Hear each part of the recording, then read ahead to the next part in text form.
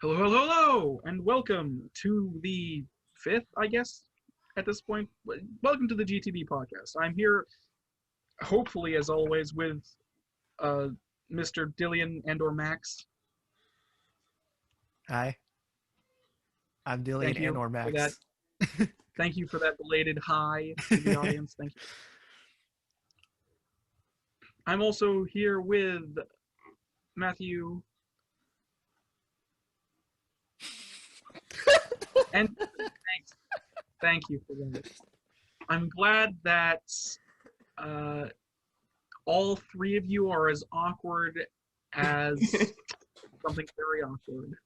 You haven't introduced Awkward Ben as a yet. pot A of Venetian beans. comedy, possibly. I need no introduction.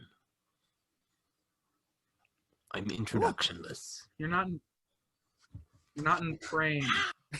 Yeah, I know. I'm like half in frame and half out of frame. Mainly because the camera, in order for me to be in frame, I have to be like this.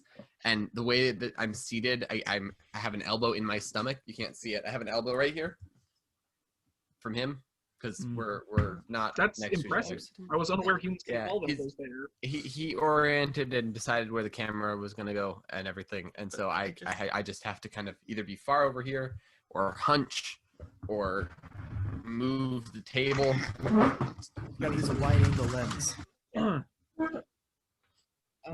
Yeah. Yes, All I right, should then. attach a wide angle Wait. lens. Are we adjusting Or I should now? learn how to. What? No, I should hook up a lens cam, webcam to this. Anyway, doesn't matter. We can do that later. It's completely fine. Yeah, I'm Aaron Ornerax. That's me, main host guy. God, this is horrible start. Anyway, we're professionals. We've done this several times now, and we still aren't good at it. It's as if we're not professionals. We'll be good after 50-some episodes. I did.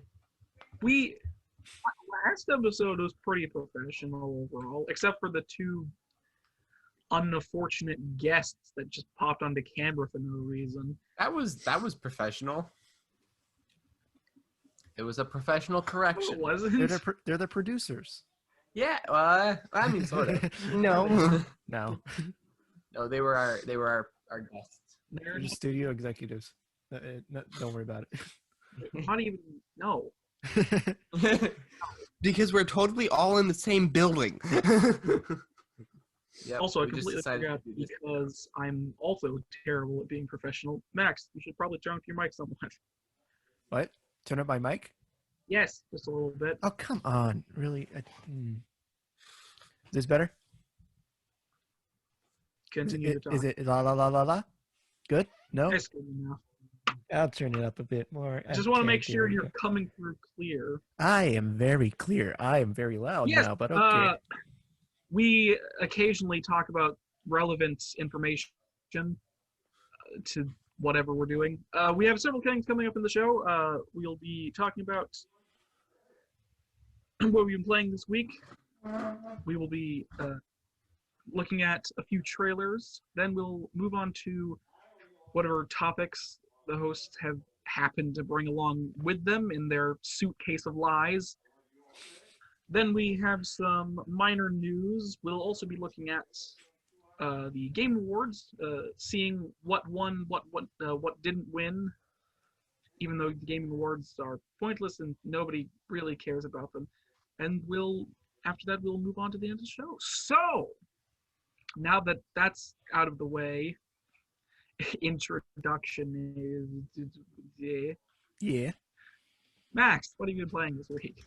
Not much really. I've been editing all week, like just day in, day out.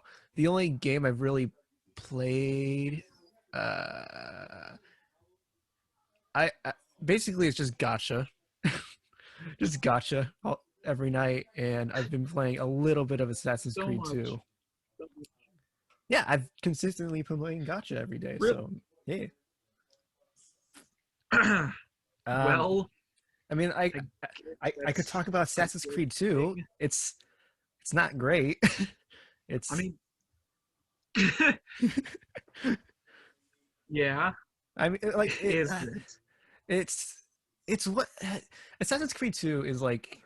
It's very much what the first game should have been. The first game, I can never really get through because the protagonist of the story was just really annoying and whiny, and the gameplay was super. No, not Ezio.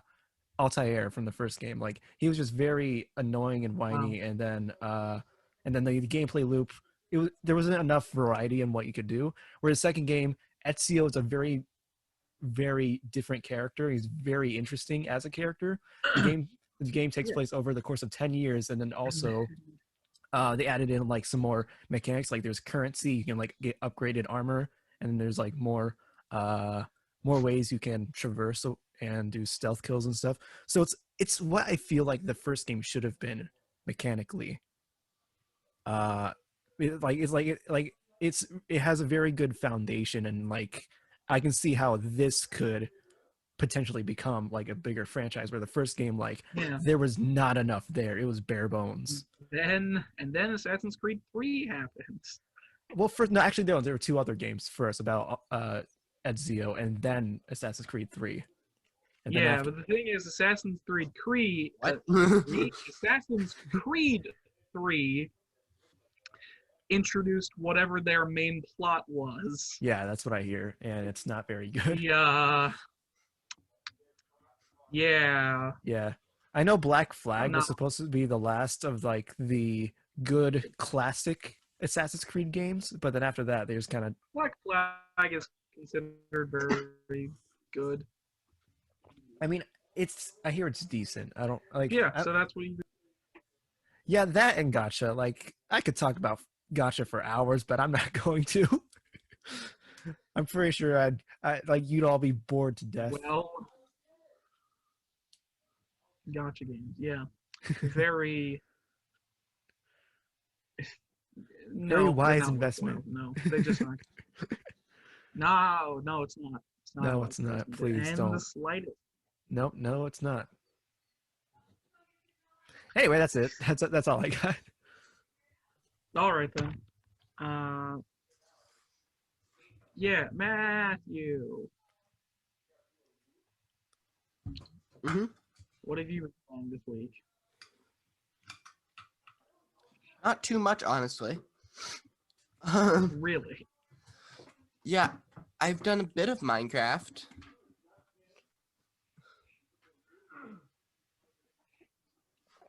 And anything else? Or...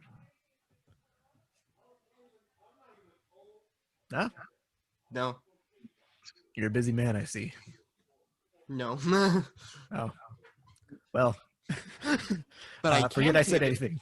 I can, however, say that my computer is definitely moving to its last leg or two.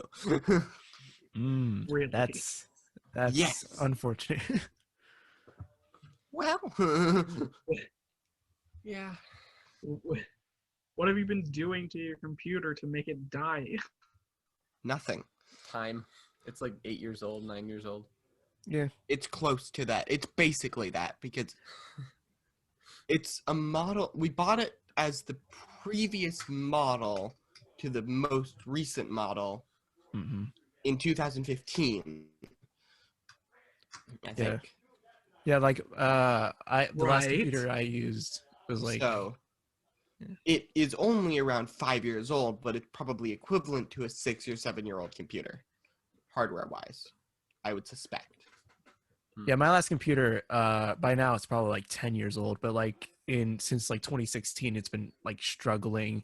Then like the last 2 years were like, yeah, like 2 years ago was when it finally just kind of died, but I was still using it, because I had no other computer then. So yeah. That's why I need to get money. Okay, a part-time job. Yeah. Yeah, he's planning on building you his could own pretend to be successful on YouTube like I am. That's not gonna help me with that. Yeah, me too. Look, or I could create a YouTube channel and just work the YouTube algorithm. Yeah, no, you could. I could. You could if you really knew what you were doing. I don't know what I'm doing.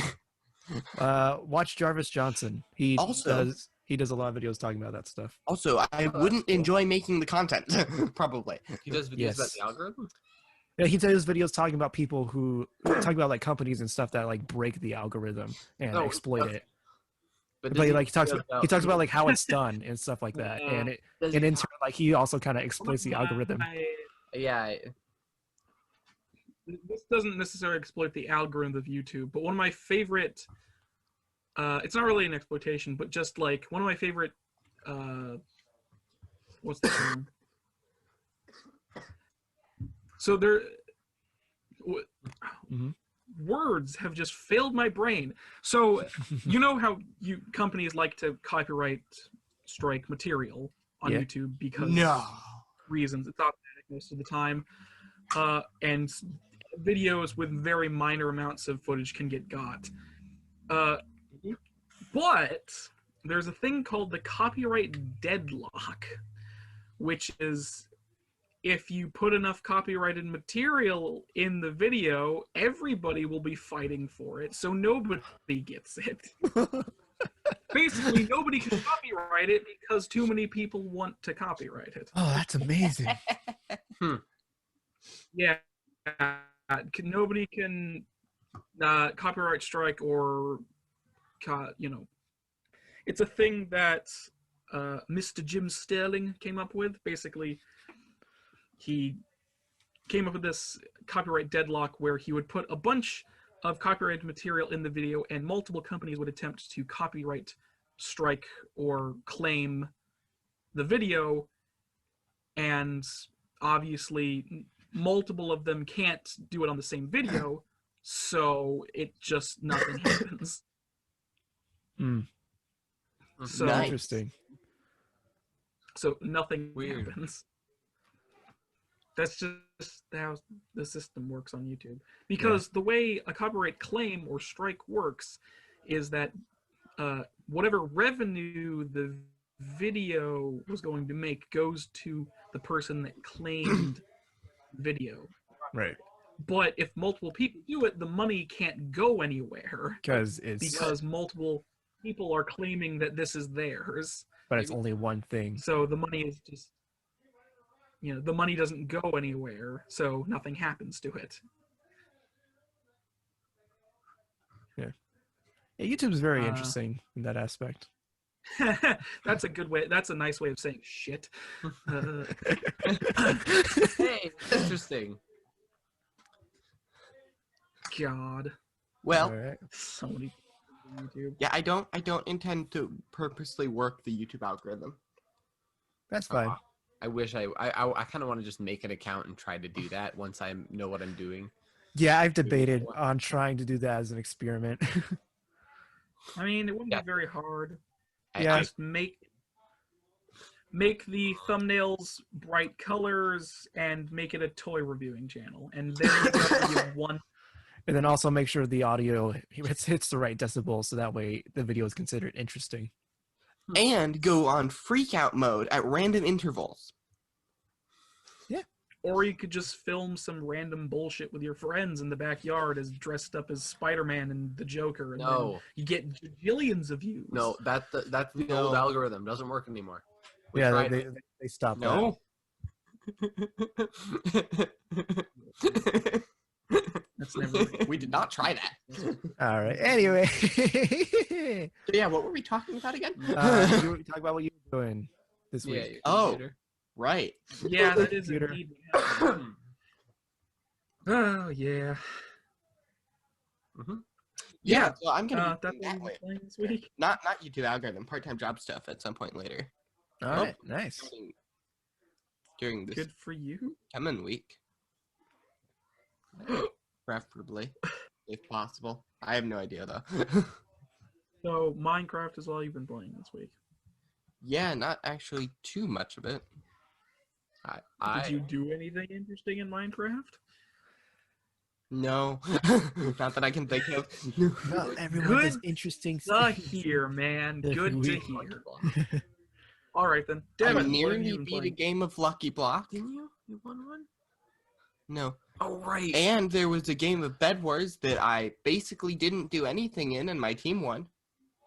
Yeah, he got carried in Bed Wars. Well, actually, I just sort of played support and got the party good armor and stuff. Oh, okay, you carried them then. Sort of. Basically, I got everyone the sharpness swords and Prot 1 armor at least, and then I upgraded it to Prot 2. And we won the game. And we were really Nice. beat. Nice. It's like, we had super armor. Nice. All right. And I've been practicing speed bridging. Yeah, he's better at it than me, which is a little embarrassing. Only in combat situations. Mm. Yeah. If you don't know what speed bridging is, I know. We discussed this last time. Oh, Yeah, okay. we Did we? Yeah. I have really Yeah, we bad- did. Yes. Yeah. Anyway, what about you, Devin? What have you been doing? Maybe you should write things down. Yeah, maybe. He does. I mean, I normally have a clipboard. I have very good memory when I have a clipboard, and I just haven't needed one recently because I haven't needed a good memory. What? Oh. I haven't needed to have good memory. Anyway, I've been listening to Maybe music. both of you need a clipboard. Okay, anyway, I've been listening to music. Better yet, just a video camera that reminds you of what you need to know.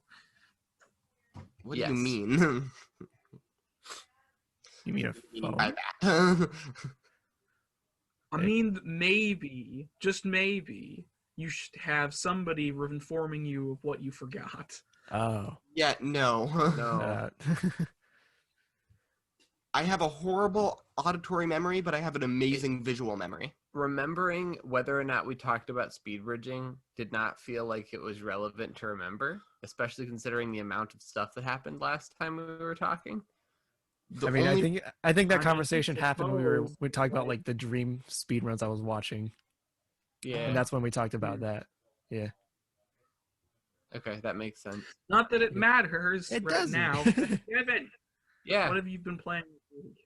Well, I was going to say what I've been playing. All right then. Go for it. I have been playing some music on this in my ears, and then it ran out of battery. And so I tried to find the charging port, and you see right here, there's this port, this USB port, which can't plug into my computer because it's new, and it has the Apple USBs, which exist. Oh, right. It has Those. the thing. USB-C, and a lot of Yeah, people you use use a lot of USB-C, so you have to get the converter. Yeah, They're cool. They're cool. I have converters. I have two converters. That's how the mouse is the Burn using yeah. a freaking Oh, Macintosh. My phone is a But USB-C. I plugged it into my computer and it didn't charge. And I was like, oh, you plug it into a charger. So I plugged it into a charger overnight, took it off, and it also didn't charge. So then I figured I must have missed where the actual like charging port was, because I remember having charged this before. So I looked around and you got the menu button, and you got the this thing, which is this is the port, and you've got nothing, and you've got a headphone jack, and I don't know what this lever over here, which I think locks it, and that's it.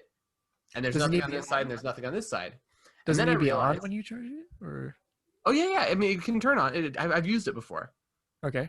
And the way you normally turn it on is you hold down the menu button, but that didn't work. And Oh. you see how it's designed. You might notice there's something.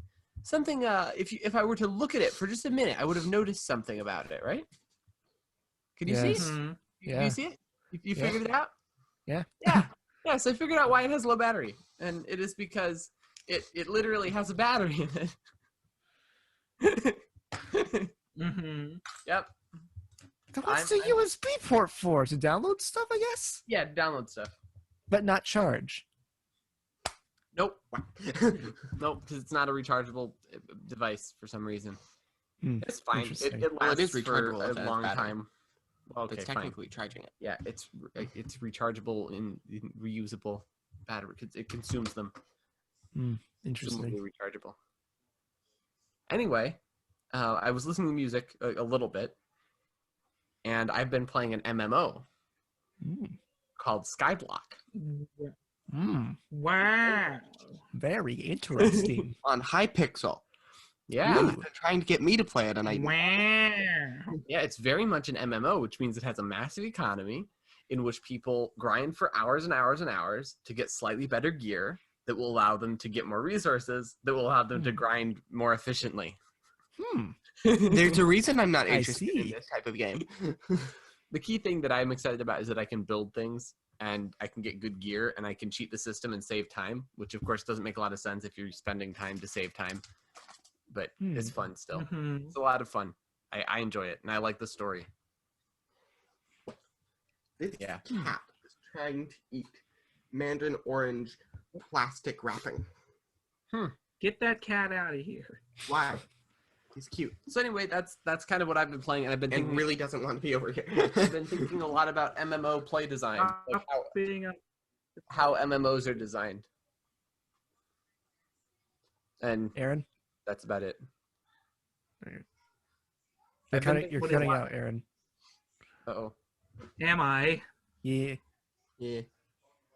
Well, there's fuck all I can do about it. I have been thinking a lot about how MMOs are designed, and that's about it. All right then. Nice. I Well, want to discuss that uh, thick frame of mind. What? you want to discuss? Do you want to Yeah, discuss that's what that topic of frame of mind? That's my. All right then. Well, okay. We'll spoil. Okay, we'll get to that later then. I'm Moving on to warning. myself, which is to say, what? Yes. You've been playing Dark Souls. Boring. No, actually, Oh, I'm not going to talk about Dark Souls because You've I been haven't played playing Minecraft. fucking anything this week. Oh, okay. I've literally not played a single video game this week. ooh. I haven't played anything. I've just been doing other things. How dare the host not So play I have video nothing games to this talk week? about. Cool. I played Gotcha. I Yeah, we know that. I would define good for you, dude. Good for you, Dad. Yeah, I haven't played anything. That's fine. We all need a break every now and then. Max. I don't even know what I've done this week, man. This week's been a bit of a weird one for me. Just been, I guess. First, a school bus ran Existing. inside of your house. Then a helicopter landed in your backyard, and a meteorite fell on it. And the FBI showed up and said you were actually an alien from Mars. Well, I am ginger, so to explain News. It did. They Of just course. erased it. Yeah. Because How did little we do get the populace at large know, but all gingers are secretly aliens. That's why they don't have a soul. Oh, I see. They deleted them and then they Yeah. deleted your memory. Because they were a different race of Aaron's individuals. wait, why didn't they delete your memory of them? I'm just good. I'm not I telling thought you that said you had a secret. bad I'm not memory. just telling you the secret of why they didn't delete my memory. Also, how is Aaron's house not decimated by all this? It wasn't Aaron's house. It was the different house, which I Aaron thought you used said to it- live in. No, Aaron had a Huh? different What? house that all that happened to. Okay. Just a Jacob little bit ago. Hornby's house. So, Max, Yeah. I don't advise making a primary investment gacha games Ooh, money-wise. Bitcoin went up in price. I mean, I haven't spent money really. But that's Nobody cares about Bitcoin, I Devin. care about Bitcoin. It's fun. It's cool to look at. Yeah. It went up I mean, to I mean, I can understand that. insane amounts. It's not like I have a lot of money in Bitcoin. And if we had gotten any bitcoins like 10 years ago, I mean, not that if you got Bitcoin just a little We'd bit have ago, a just lot few more months money. ago, you'd have, like triple. No, what you should have done is mined Bitcoin back when it first came out, which was the 90s or My the uncle 80s, did that. I think. That wasn't the. I don't remember the exact. Just I think- invest in VTubers now. I They're don't they're gonna get remember. bigger. Really? I'm concerned now. Yes, invest yes, in let them take over the so gaming you industry. can I sit by don't watch 12-year-olds. them. Immediately after last episode, I said that weird, but immediately after last episode, Emma Blackery, who's like an old school YouTuber, did a Mhm. video on VTubers. Really? And I was like, oh, Interesting. this is something I've just heard about. That's weird. And she's Th- talking That's about them weird. taking over her job. Her job. Yeah. I mean, have you seen how popular they are? No, They're I like- haven't. I They still are haven't. very. I haven't seen, but yeah. Some I of them are can- really funny. I've seen a couple of them from one specific one. That's a couple of the memes that it made is pretty. Yeah, Which one? they're The one where it's like they're very popular. she's on a website and she's like clicking around, and then it's like, "Are you a robot?" And then it's like a little click, "I am not a robot" button. She's just like paralyzed, and then someone comes over and clicks it for her, and that's it. And then it says #robot problems. I haven't seen that one. It's Interesting. funny.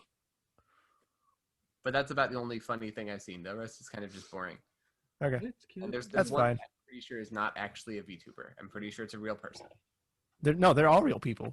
Now I know Oh, it was a robot. one of them I'm clearly. sure is actually just a real person because of the way the detail works on the face.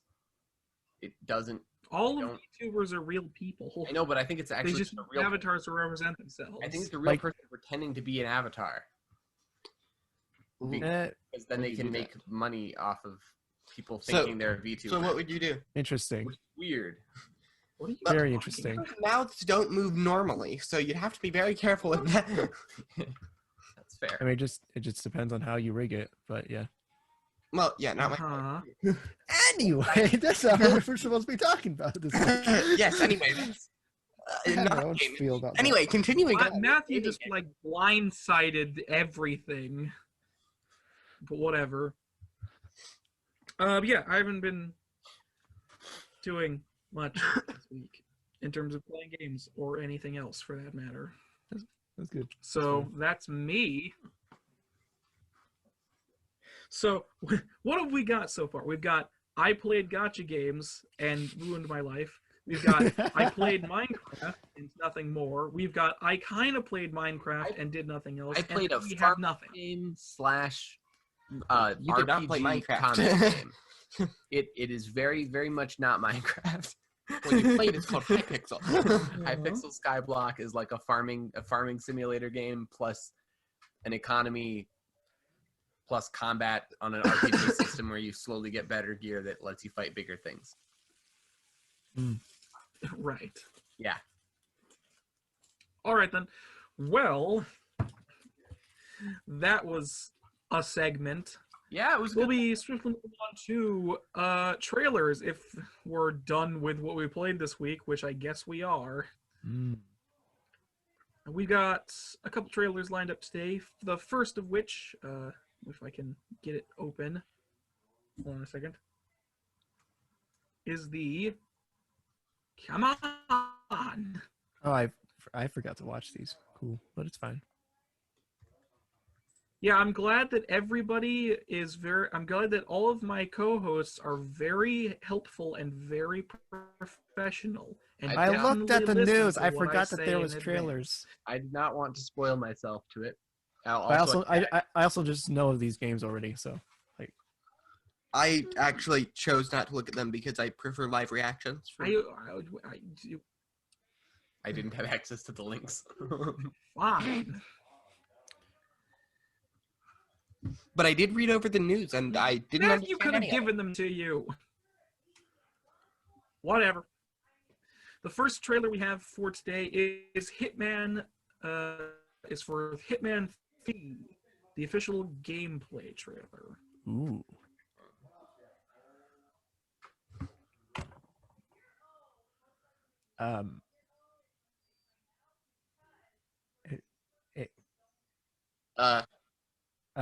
Aaron, Aaron. Aaron, What Aaron, happened? yeah, I can't. It's not moving, and we can't see you. It's moving at like less than a frame a second. What happened? We couldn't see you, and it was moving at 1 frame every 3 seconds. Well, that might have just been slowdown issues. Try now. Okay. Oh, Wow, those graphics. Why is everything so pixely? oh no! Oh no! What No! happened? No! Oh no! No! Why is what? I can't. I can't Oh. tell what's happening. It's clear as day. Your No, it's mouse not. is like moving at 60 FPS, but everything else is just awful. Like, what does this look like? Your mouse is moving at 60.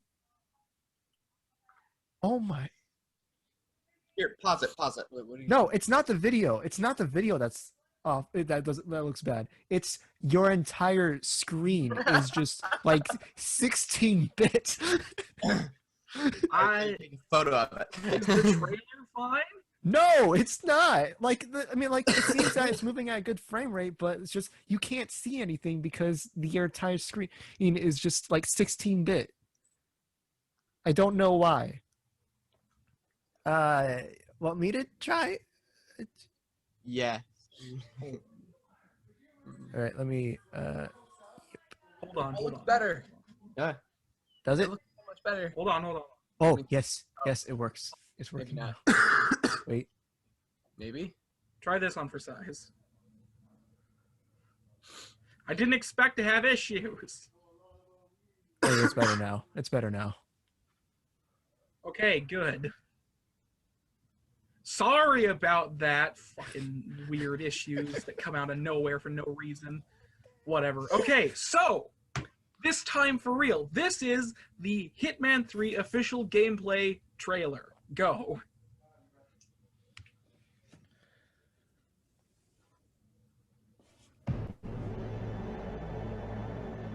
The world of assassination is on the brink.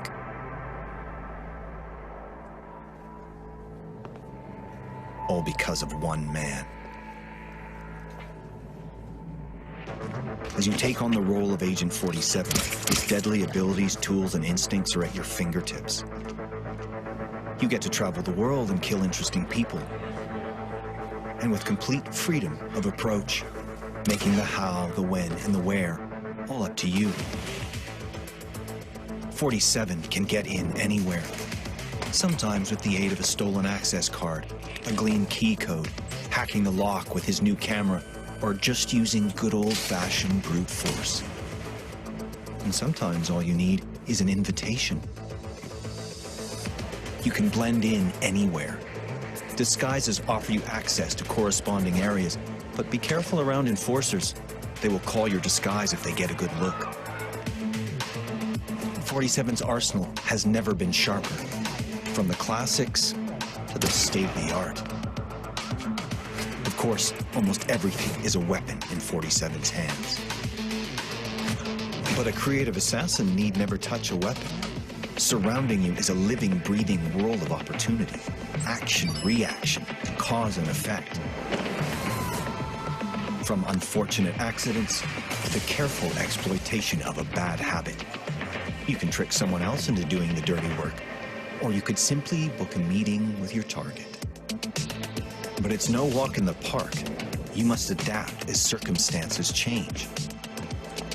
Your targets are some of the best protected people in the world.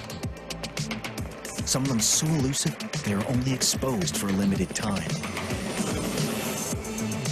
Unlock new tools and weapons in our mastery tracks. Refine your approach as you advance across 20 mastery tiers per level with new starting locations, new ICA gear, exotic distractions, and stashed weapons. Receive ratings based on your distinct playstyle and skill level. And keep challenging yourself with a slew of inventive escalations and complications. Master the art of assassination, and nothing can stop you.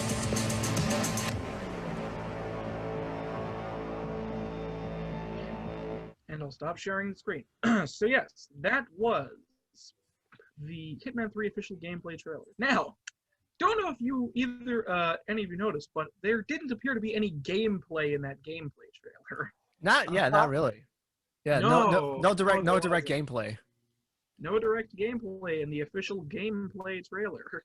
I mean, it was like showing off the mechanics and stuff like that, but it's just the same that we've seen before. But it never showed like any POV of the actual game. The thing about the trailer. It basically just tells you what a Hitman game is. Yeah. So it's the third in a series that has. Hitman 3 is obviously the third game in the new Hitman reboot series that is by, I want to say Square Enix is publishing it. Maybe I don't know. Remember I'll look at it. that moment. I'll look it up. I want to say that. However, this series has been fairly well reviewed and received thus far, making the third game of the series probably it'll probably be well received on fall release. However, I have problems with that trailer in regards to its contents. It basically just tells you that it's a Hitman game. Yeah. Like, it doesn't give you any direct information about the gameplay itself. It just kind of tells you what a Hitman game is, which it's not a good trailer. It's not a good trailer. I've watched not all really. three of the trailers we have today, and honestly, I'm gonna be really honest with you. The next trailer we have is also a very bad trailer. Third trailer is pretty good though. So there's that. It does a good job Yeah. of making me think. I think this seems like a game that I would enjoy playing. It makes me think. But I'm but it's the same. It's showing. It's the gameplay looks very much like the first two games. I know, but I'm coming at this. But from yeah, the no, like the game does. I mean, yeah, it definitely does make it look interesting. That is the thing. I will say. I was going to say that from a new. Continue. Yeah, I'm someone, not if I'm someone, but I am literally someone who has never seen a Hitman game before. Okay. I think I saw footage of one a while back in some YouTube video where they were talking about it, but that basically gives me a basic idea of like, this is what this game is. I understand it. And that's a pretty good, like from a purely a trailer perspective of like, I guess getting the information across and seeing if it's a product that I would like, it works. From a cinematic perspective, it's kind of meh. I will say yes. It's not ugly, but it's not. It does work, but it's kind of the most boring way of making it work. Yeah, like You know what I mean? I don't think that was a good trailer, but I mean, I guess it doesn't even really It's do. not a very good trailer. Yeah, it doesn't. Yeah. It doesn't really think. It doesn't have a very wide audience. Its audience is the people who have not played Hitman games before and are curious what it is. Yeah, like for people who have played Hitman games and are looking forward to this game, I don't think it really shows much. I don't know. Yeah, I personally haven't played any of the new Hitman series because I don't basically do the games at the moment. But if I had played 1 and 2, which I might do at some point down the line, but if I played 1 and 2 and was looking forward to a new game, I'm not sure if that trailer would get me excited to play a third game. Yeah. I think that trailer would be like, oh, okay, it's another Hitman game. Yeah. I would still play it because Hitman, but I don't think it would get me inherently excited to play the third installment in a game. Yeah. Also, a lot of the footage was from But the that's first just me. look as well. Hmm? A lot of the footage is from the first look when they announced the game. Like a while, I think it was during the PlayStation event a while back. A lot of the footage came from that. So, yeah. Yeah, so, I just kind of think you shouldn't call it an official gameplay trailer if there's no gameplay in it. That's all I'm saying. Yeah. Not the worst trailer I've ever seen, but that's about it for that. Continue. What it Yes. doesn't, for me Yes. personally, I've never even heard of the Hitman games. Okay. Wow.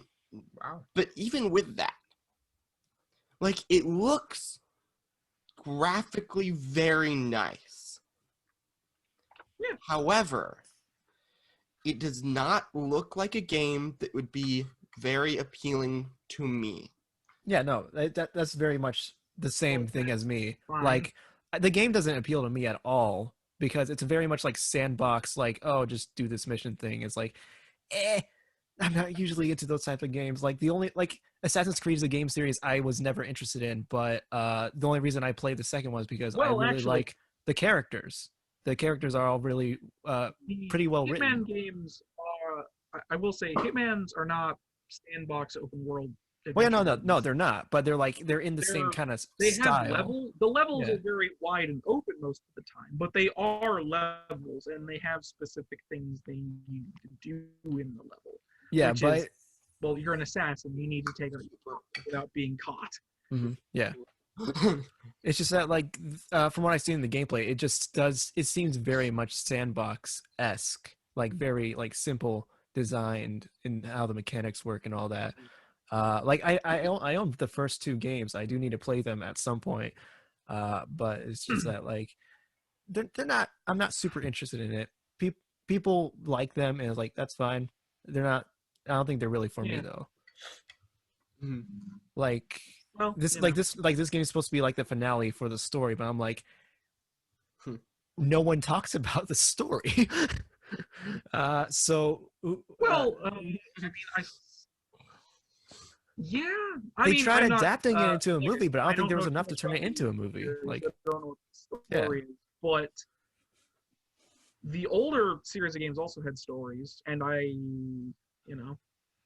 people, I'm assuming, cared about them. That's making an assumption, but I just They should turn Assassin's Creed into a movie. A They did. movie? They did, and and did. they did, Or and going Netflix to. apparently is going to make a show as well. That Yeah, there's a better Netflix. idea for a multi-generational Doesn't series. have to be filmed. Man, that's going to be really good when they start the series off in the far future for no reason. Mhm. Yeah, I don't know. I don't know what they're doing with that. Hopefully, I don't know. I don't know. I don't got much to say. The Hitman game looks like a fun puzzle game. You know, Hitman games basically are puzzle games. Yeah, they are puzzle You're games. supposed to You need to take figure out how to getting caught, but you do a lot of setting up in order to do that, especially if you want to just take out your target in a very discreet way. Mhm. Yeah. You know, Hitman Technically. games basically are puzzle games. Or Yeah, you could be less discreet and just kind of I mean, it's more as far as my first on the game goes. For Hitman, you know, internet connection is stable. Yeah, it's more Hitman. I have no problem with it, or qualms in that regard. Yeah. Yes. Moving on to our next trailer of the day, which is the hold on. I'm gonna get this up before I say it because Make sure I'm that gonna make sure Pixel everything's thing. correct. Okay, good. That actually worked very nicely. This is the Yeah. official Cyberpunk 2077 launch trailer. Yay! Everyone's favorite game. Just to say in advance, this trailer came out with it is the 12th today, and this trailer came out December 8th. So it was several days ago. But it was several days ago that the trailer was put out and the game has been released. But this trailer is still very much worth talking about. What are you? Death. Facing. Staring it down. Johnny. I got you.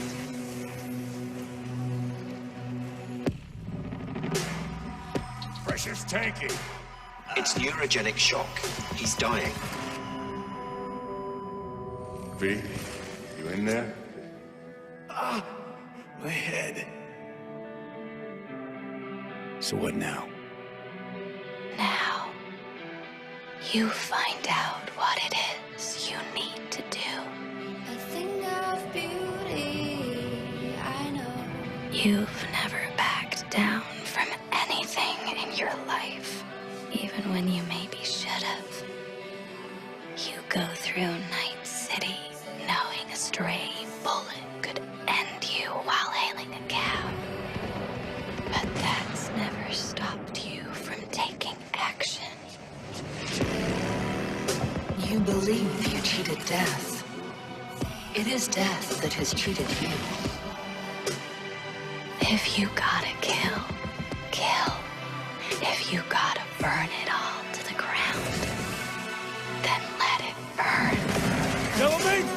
On the ground, asshole! Don't move! Out of my house, no! Will never fade away. What you did to me, I know.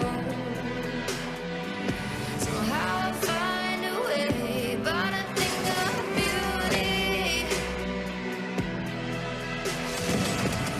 you rather live in peace as Mr. Nobody or go down for all times in a blaze of glory? Never fade away.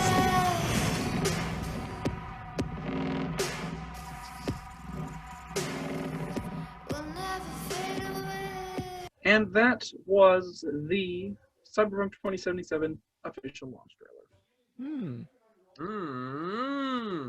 So, Mm. I'm gonna any be honest. thoughts? I'm gonna be honest. None of the promotional material for the game interests me whatsoever. Yeah.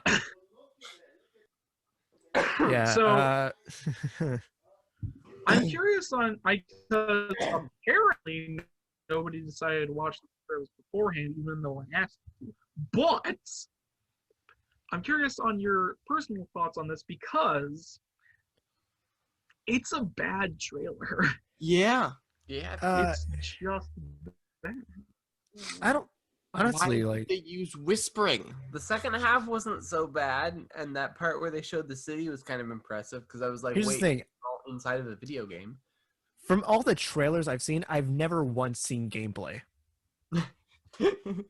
Maybe you Yeah. saw I don't know how the That HUD is looks. I one don't know. problem with the I've never trailer. seen. The other problem with the trailer is that it doesn't properly project or tell the audience member who's interested in this game what it is. Yeah, like from what I've heard of the game, this is not what I've seen. From what I've heard, it's an action RPG. It's an action open world RPG with like a very deep, Set in the Cyberpunk universe. set in the Cyberpunk universe. But there's like a lot of like RPG elements. There's a lot of there's a lot of like really interesting world building, and I hear the gameplay's good. And then also like you can like there's like a whole bunch of character customization options. But none of that is displayed in any of the trailers that's been on my radar. Like everything is all just cinematic and Keanu Reeves. That's Yeah, really that good. trailer is bad for multiple reasons. The biggest of which is that it does not do justice to the game whatsoever. Yeah. It doesn't tell you what the game's about or what you might be interested in doing in the game. And it just, like, also the tone of the trailer is so strange. You have a quiet song playing over some, like, oh, you're going to make some big serious decisions. Like, why? Why is that the tone that this game is going for? Why is the tone this trailer is going for? Yeah, because like my brother. Because I've actually seen, like, now that the game is out, I've actually seen proper gameplay footage of the game, and goddamn, I am genuinely excited about it now. Yeah, like I haven't seen. I saw actual gameplay stuff of games, like from the beginning of the game and a few missions in, and it's like I am actually excited and interested in this game now because I actually genuinely love Cyberpunk, and Shadowrun and the Cyberpunk tabletop role-playing system, which is what Cyberpunk 2077 is based off of. It's like I love those systems, and I love weird cyberpunk settings, and this is very much that. It's a weird, like, cyberpunk setting that has all of the stuff I love about cyberpunk, where it's just like corporations essentially run the world and can do whatever they want for the sake of money or something similar. And it's like, it just has everything I want out of a cyberpunk. The things I want, and it's just that trailer doesn't give you any of what the game actually entails. Yeah, like I personally hate Cyberpunk, but everything before the game came out, none of it interested me. But now that the game is out, like my brother pre-ordered it like way back, so like now he's been playing it and he's been telling me about the game. Like I'm genuinely interested in the game from what he's been telling me, but it's just that none of the promotional material never interested me at all. So in regards to that trailer, it wasn't a good video game trailer by any means. It didn't. No, it wasn't. It was not a good. I have no idea what the game's about, just based on that, or anything about the game other than Cyberpunk. And I assume you're a cyborg. Yeah. But like. No, well, from the trailer, it doesn't give you anything, but it's Cyberpunk, so it's Yeah. you have a world where people are jacked up on cybernetics to the wazoo. But in regards to the look of the trailer on its own, just on its own, not connected to the actual game, I didn't actually mind the choices in music combined with the dialogue because it set a more gloomy tone for it. Basically, Yeah. I mean, yeah, I mean, suppose. more the tone that I saw in the city. I would need to listen to the song again. I mean, like, too. Yeah, I would need to listen to the song again to like really understand the Cyberpunk context. So settings are generally kind of gloomy and depressing, but not in the same way that trailer is. Cyberpunk settings are generally, the main protagonists are like, you know, runners or like gangsters outside of the system that the system hires because they're the only people that can get it done. So, but like those people are happy because, and they're not exactly good people either in the slightest, but those people are happy because they aren't, you know,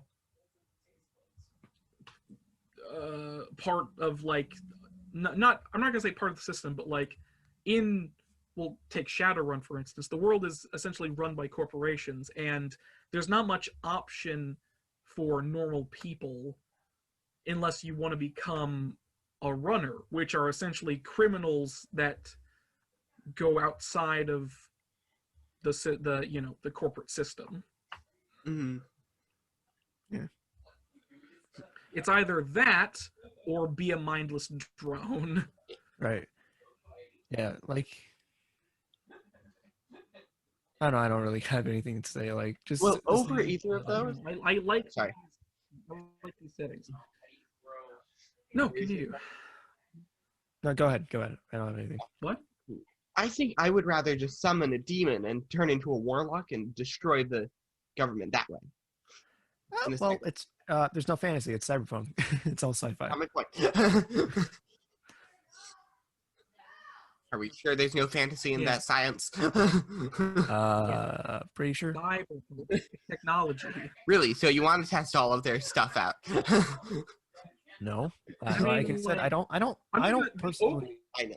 I'm So joking. one of the things that happens, because I've seen some of the games, so one of the things that happens in the opening of the game is that the corporation you work for, Arasaka, I think it's called, literally like kills like 70% of, I think it's they basically just kill a bunch of world leaders for the sake of like a cover-up / money.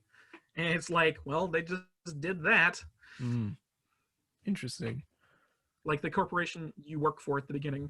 Well, I mean, just there's kills actually a bunch of like really high up world leader type guys to try and cover something up, I think it is. interesting. I mean, my brother told me that there's like 3 different backgrounds that you can come from, so maybe the plot's different for each one. Oh my. So yeah. That'd be interesting. Yeah, no, it does. The design know, of the but- game sounds interesting. The setting doesn't interest me at all. But like, I'm really, I'm interested in how it's designed mostly. But Yeah, I none of think the trailers showed I'd off be more how it's interested in that sort designed. of thing. Like the design, the overall plot line. I want the weapons. I want to Story. blow things up. Yeah, I mean, the game. I hear the game has Looking at that. the So scenery. Been played, well, I was gonna say, actually, now that I think about it, I think Cyberpunk 2077 was one of the last games to come out on the PS4. Well, not 3. The PS5 is only like a month old. yeah, well, I mean, Hitman's apparently going to be on PS4 as well. So, I mean, like the game. Well, yeah, they're gonna keep Yeah, anything they had planned for the PS4 is gonna come out, and anything. The lifespan of that console isn't done quite yet. Yeah, they're probably going to support it for another year or 2. Yeah. Okay. Yeah. But yeah, no, this was. But the thing is, like, this game, people have been hyped about it for like 5 years, and Yeah. I did. I like from all the promotional material that I've seen. Like, I don't understand why people are excited for it. It wasn't until after the game came out when people started talking about how it's designed. I'm like, oh, now I'm interested. Where none of that was displayed at all before. So it's really interesting how obsessed people can come with, how anticipated people can be with things. And then also there's the the insane amount of bugs and stuff that happened when it launched as well. I did hear tell of that slightly. Yeah. There's like a whole even the bunch of, footage I watched had a few bugs in it. Yeah, there was apparently a lot of game breaking glitches and stuff, and then I think they released a patch for it. But apparently like a lot of people were like really upset, especially with people on like PS4 and Xbox One. They're like, because apparently there's like it causes a lot of motion sickness with how it's controlled and all that. So yeah, very interesting. Very interesting launch. Very interesting history behind it. Yeah, but as is, the trailer sucks. It just does. Yeah, it does. Yeah, the trailer is bad, and that's what we were talking about. Is the fact that the trailer is just bad. Yep. What? Ignore us. Okay. No, you're 50% of my co-hosts. Not my point. All right. I can't even. Whatever.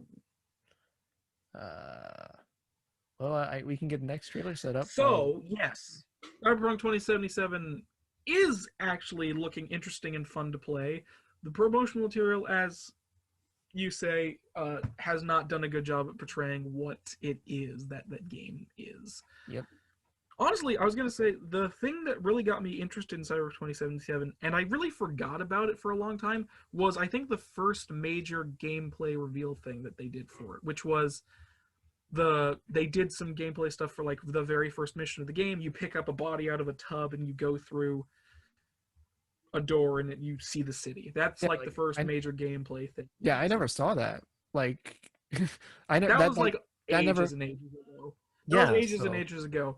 But I remember seeing that and being like, what is this? This looks amazing. Cyberpunk, wait a second. And like, that actually got me excited because it looked really interesting. Yep. Fast forward to now, after going through all the motions of the cycle of development and also the somewhat lackluster was it advertisement / materialism stuff for it, I'm finally back into the position that I'm actually interested in this video game. Yeah, I'm sure it's a fine game. So yeah, and that's pretty much all my thoughts. I can't really go into much about more detail. I've only seen the first like hour or so of the game, and I haven't played it myself, so I can't go into anything else besides that. So yeah, my brother has it on Steam, so I might play it eventually. So. Fucking hosts are gone, so I can't continue. Yes, hello and welcome back. My hosts are finally back to their positions as my co-hosts, which is nice. We were talking about Cyberpunk 2077, but since they weren't heard their conversation, apparently they just didn't want to join into it. So conversation, but yeah, I did not want to join in at all. That's fine.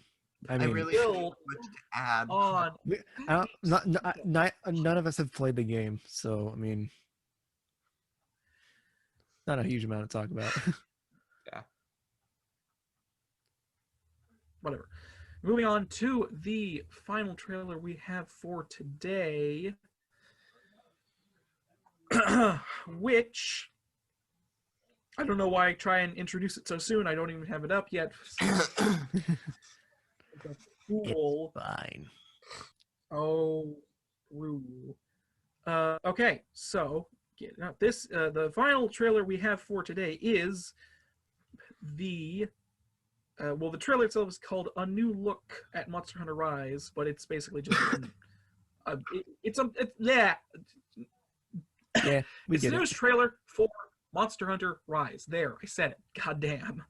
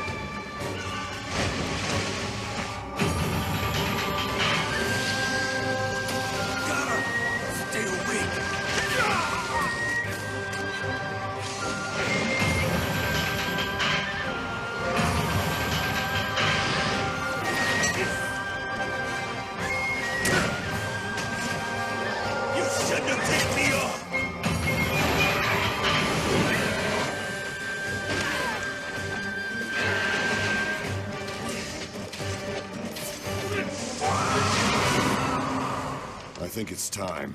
We paid a visit to the stronghold. We have to protect the village. A huge pack of monsters in a giant stampede. They attack the village in a frenzied rage. Nobody knows why this happens, but it came close to wiping out our village last time. All of us, everyone in Kimura, we've all been training for this moment for our entire lives. We need you to protect Kimura Village.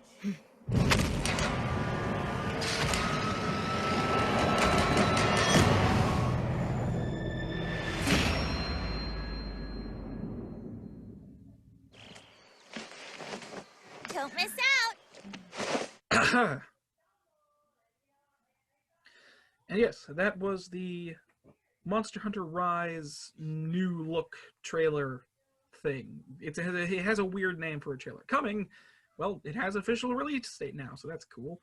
March 26th next year. And that was the new trailer for Monster Hunter Rise. Cool. You know, I'm gonna say right out,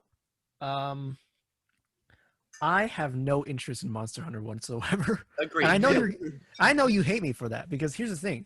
I remember before you told me, like, play Monster Hunter Generations. And I'm like, I will at some point. And then my brother, like, when I got my Switch, my brother was like, oh man, you should play Monster Hunter Generations Ultimate. I'm like, okay then, I'll do it. I paid $30 for the game and I hate it. I hate that game. It's nothing but grinding. Nothing about it was interesting. It's a just, lot of grinding does take place if you want a specific. no, there's no plot. There's nothing to do. It's just grinding. All you do is grind. Why should I? It's not even fun. You can't explore. It's very limited. There's nothing to do. It's just grinding the game. I have no interest in playing it either, Max. I actually highly enjoyed it. This one actually looks interesting, but I already paid $30 for a game that I only played 6 hours of and didn't enjoy a single minute of it. I got it on gameplay footage beforehand. I think $10 or so for it because I got it on sale. I got it on sale too. It's $60 and on sale. It was on sale for $30, and so I got it. And it's like, I wouldn't pay $10 for this. It's very lackluster. I got it very cheap because that's the type of person I am. It's just it is probably. I love the Monster Hunter franchise, though. Nobody can take that from me.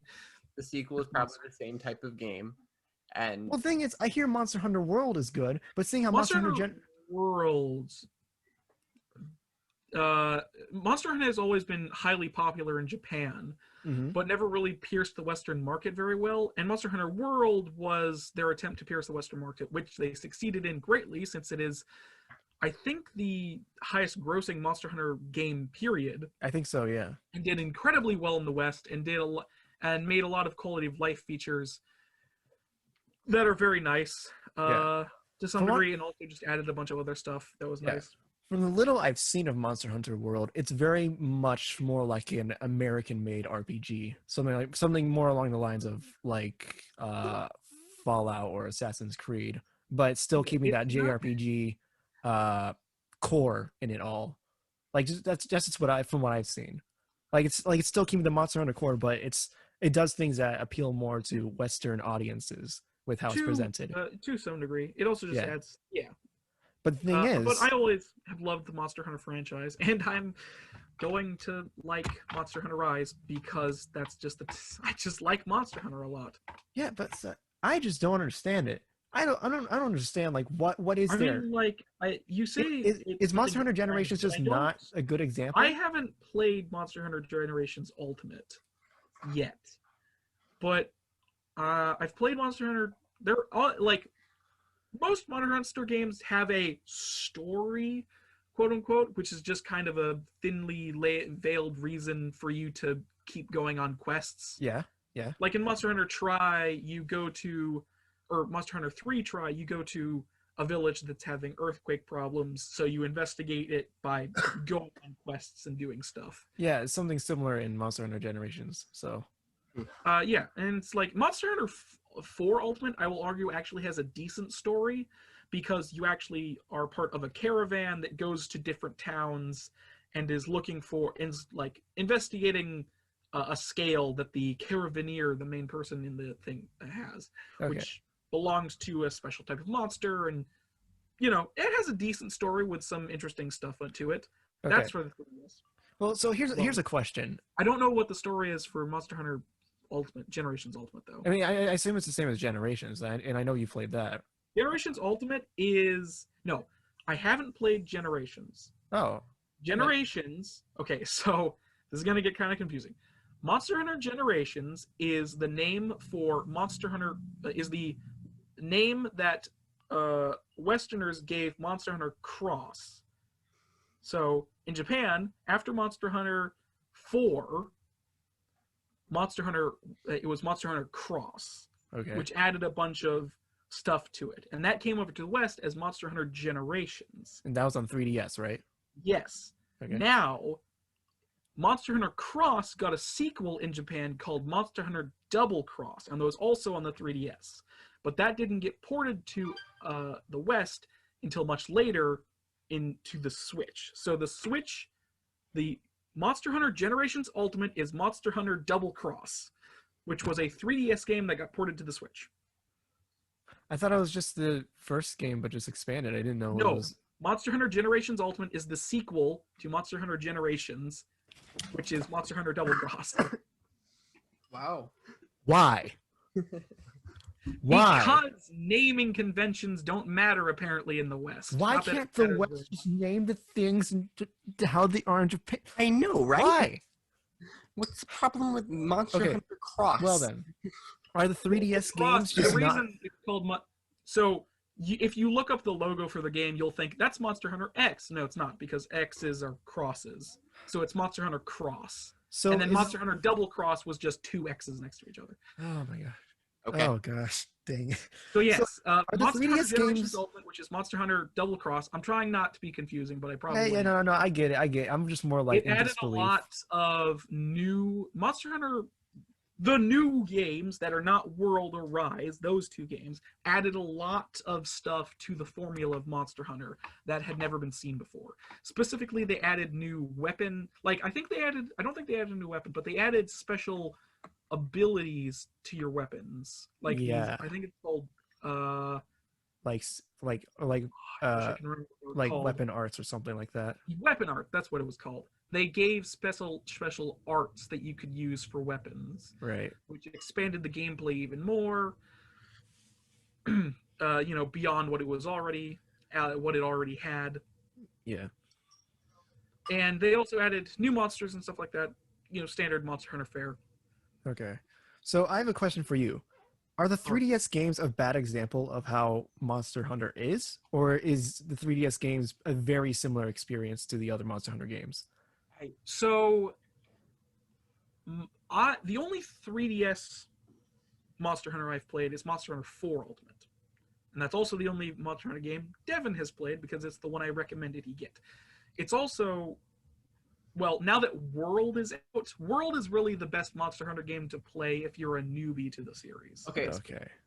The basic gameplay loop of Monster Hunter is that you hunt monsters. Yeah, you hunt monsters or gather materials. You can't come into my explanation. I guess you can. I mean, I played the first set of missions, and it's just fight monsters or gather materials in this very small, open area, and it just wasn't fun. The combat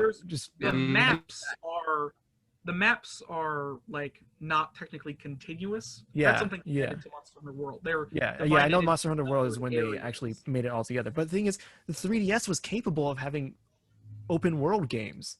Like, I don't argue not. I mean, but the thing is, not like to the extent of. It's just that I've seen games that do the same thing as Monster Hunter World Generations. The thing Monster is, Hunter, Monster Hunter as a game series has always had interspersed maps with numbered like little areas that with loading screens in between each area of the map. Yeah, it's always Monster been like Hunter, that since the first game. Yeah, the main World reason was they the did it in first the one. first game because they needed to save on loading time and they couldn't have that. But the other thing is because they developed it so much like that, they really had to think about how they would change Monster Hunter in order to accommodate for a continuous map.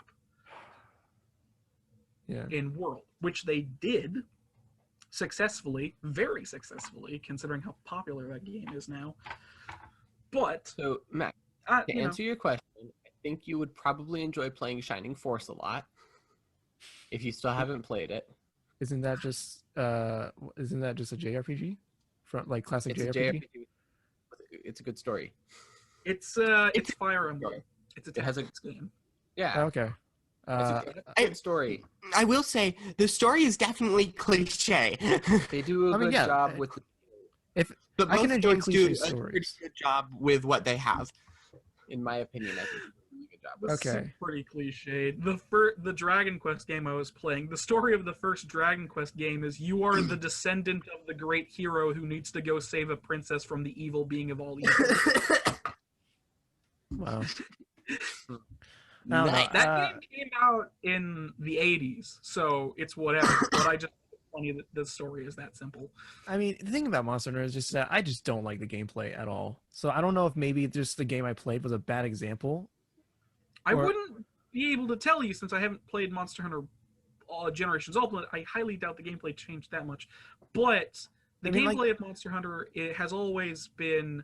I mean, I don't like the here's the thing, of slow, dependent on the weapon you take. Okay. Because I don't like. The thing is, you're calling it like a JRPG or RPG, but like I can't really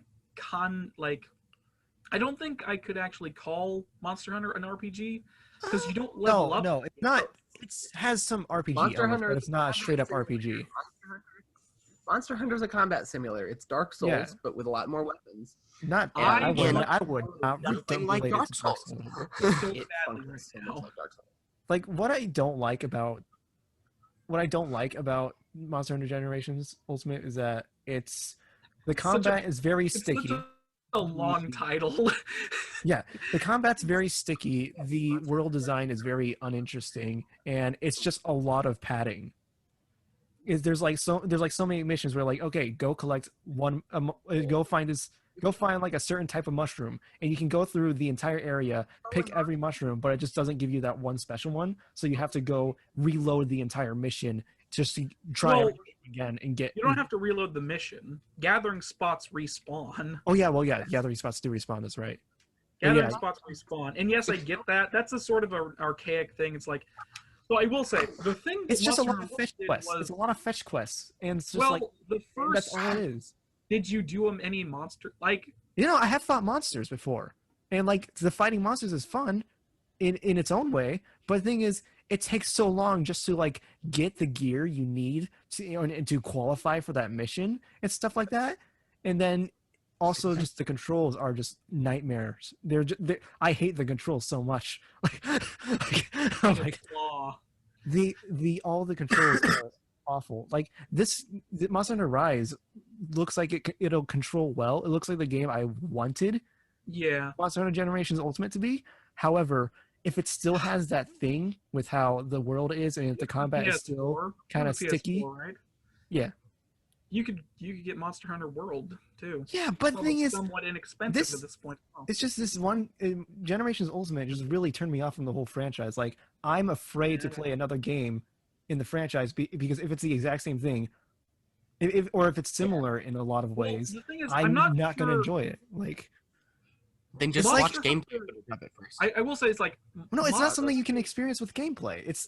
You need to I need to actually see how the controls work in my hands in how they feel to really understand it. Like another similar case is Okami, because like everyone's telling me like Okami's great, and then I start playing it, and then I get to the first open area, and then I'm like, wait a second, what do I do? And like I'm playing around for like 6 hours because I can't figure out what I need to do. And then it turns out I need to read every single sign in this open area. These like three specific signs. No, you have to. You have to read these 3 specific signs to progress the game. Like I did like some side quests and stuff like that, but those don't progress the main story. You have to read every single little sign, and it's just like I got flashbacks to part of the game when you first go into like the first open area with like the dojo, and then there's the cave and stuff like that. And it's first discovered in shadows that you need to do a mission. You don't need to read any signs. No, you do need to read the signs. You don't. After you played the game and beaten it like maybe 5 times. Maybe it's only in the remaster then. Maybe it's only in the remaster then because I go through. It's like, what do I need to do? Isun literally marks off like I think it's like 5 or 6 little areas on your map. They have little red circles where you need to go, and after you explore all of them, Isun will say, well, now that we've explored all of Shinshu Field, why don't we go and talk to Sakuya? No, that's what happens. Okay, well maybe it's just different in the remaster, because in the remaster there's nothing like that. There's no red dots on the map or anything. The map is just blank for most of the time. It just shows the basic outline and everything. Did you beat the first dungeon? Yes, I did. Okay, I beat the first dungeon, and then it's like, all right, got rid of all the plague stuff in Shinshu Field. Yeah, it got rid of all the plague stuff, and then it's like, okay, let's explore. And then I go around, and for 6 hours, I'm going around, and I'm talking to every single NPC I can find, and exploring as much as I can, and I can't figure out what to do. And then it turns out I have to read these 3 specific signs, and then what are the signs, and where are they? They're just like in front of the places you go to. But the thing is, I didn't read them because I could just go into the place and talk to the people there and find out what the place was. So it turns out I had to read I have literally no idea. I've beaten that game. Maybe it's only in the remaster. It's only times. I'm playing on Switch, so no idea what you're talking about. I know. Okay, but the thing is, like, what I had to read. Do you have it on? I have it on Switch. The remaster on Switch. Okay, hold the fucking phone. I need to check this now. And then Max. It turns out but here's the thing, that like, you were playing when on I did that, I got podcast can wait. Like the thing is, like, when I did that, like already I was getting flashbacks to a certain game, but when that happened, when I found out I needed to read 3 specific signs just for the little spirit thing or whatever, the little bug to like tell you where to go, I got like immediate flashbacks to Ocarina of Time, which is a game that is so unbearably tedious and so freaking unbelievably out of left field, where they're like, okay, what do you need to do here? Doesn't say anything. Turns out you gotta feed a fish. For no reason. You just have to give a fish to this thing. You need to do this weird thing that like you have no idea. And like I hated Ocarina of Time for that. I never finished it because I hated how they just had you do random things and somehow it progressed the story. Like it just didn't, like, it's nothing you would ever think of, and it wasn't good game design in my opinion. And like Okami, from what I play, is like, okay, yeah, the gameplay is fun, but the level design is the exact same thing that I hate about Ocarina of Time. And so since that, like after playing it for 6 hours and finally getting to that point, I'm like, I put it on my shelf. I never touched it again. It's been what, 6 months now that it's just been sitting there. I've never touched it again because I just don't want to. I just don't want to get that angry at a game again. Like that's how Monster Hunter is for me. Like I'm afraid that if I play Monster Hunter World, I'll get flashbacks to Monster Hunter Generations Ultimate, and then I'll just be like, I can't play this. It's very rage-inducing for me.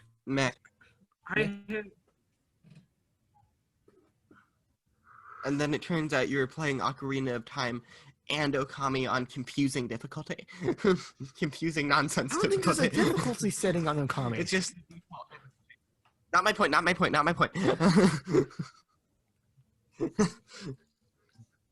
Okay, you bought the confusing nonsense difficulty. I mean, I bought the physical straight from... I bought the physical from Japan. So, but like, I don't think it needs to update or anything. I think it's don't think about it that hard. It's a joke. No, that's actually a really good idea. But not that exactly. But a game where after you beat the game, you unlock tutorial mode, and tutorial mode painstakingly drags you through every single bit of the game, but you barely get to play, and it's just slow pop-up screen. I'm pretty sure there is a game like that. I can't remember what it was. I'm pretty sure there is a game something like that. It just freezes, and it's designed to be as annoying as possible. Well, I mean, that's actually Crash Bandicoot 4 does something like that, because what they have you do is that you play through the main game. It's like 6 hours long. It's like very easy to beat. But then if you want to get 100%, you have to play through every single level like 5-6 times, and those are perfect runs. So if you die, you have to upwards. You'll be playing each level maybe 10 times. Because there's like 5 different things you can do in one level, but then there's the like special version of that level, which has like its own, like might have its own special mechanic, or might and like has its own different color palette and everything. So that's already like 10 times. Plus some levels you play for like a little segment as like there's like a bonus level, so you play it as a segment of the level as a different character, but then you play a second half of the level as the main character again.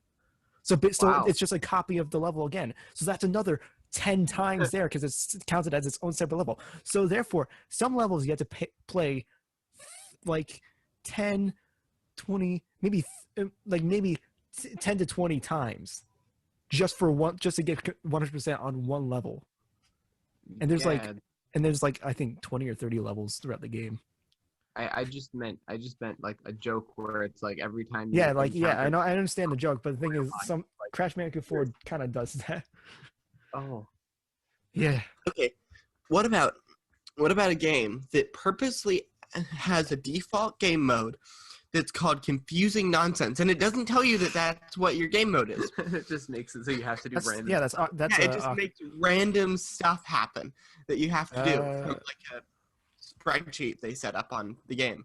And all of them progress the story for no reason. I guess something similar to that would be Zelda Master Mode, which is when... But there are like a million of them. I don't know. Every playthrough. And it's always different because they have a million options. They were all randomly generated. So some things could be like, does it turn out feed the fish a stick? Aaron, does it turn out that there's a difference between the two games? What? Okami and Okami I can't Remastered? find anything. Okay. I genuinely don't know what Max is talking about. Like when you first go into the open world after I don't know. when you do that, it's like that first open area. Like, I don't know. It's like I just like it just turned me off from the I get that, but like that would require like I don't. What's the next topic? Oh yeah, what topic are we on? Yeah. We were talking about trailers. I was talking about Monster Hunter. Now I don't like it, and then just moved to. Oh yeah, we stuck to that. Sorry. Monster Hunter. That's where we were. Monster Hunter. Yeah, but we talked about Monster Hunter. The thing I will say, just to get back on topic slightly, because I never really got my explanation of Monster Hunter. Sorry.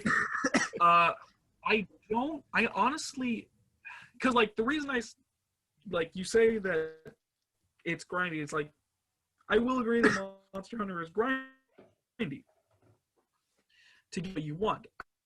Mm-hmm. I will agree with that, but I don't.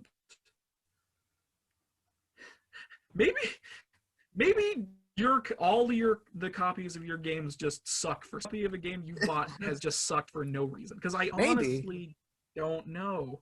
Because the They're Monster all Hunter game I the played, story you told of the Okami is making me suspicious.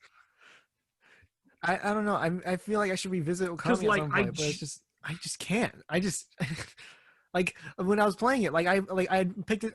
Because I would get frustrated. I put it down, and then then a week later I pick it up again, play it for like 2 hours, trying to figure out what I need to do, but I just can't find it. It was literally one of the most frustrating gaming experiences I've had, and it's just like trying to find out where do I go to progress. I'm going to assume this is. I don't know what the signs are because I've never heard of them or seen them. This is why I like linear on any of my playthroughs, period of Okami. This is why I prefer linear games over this is a open quick world. little joke.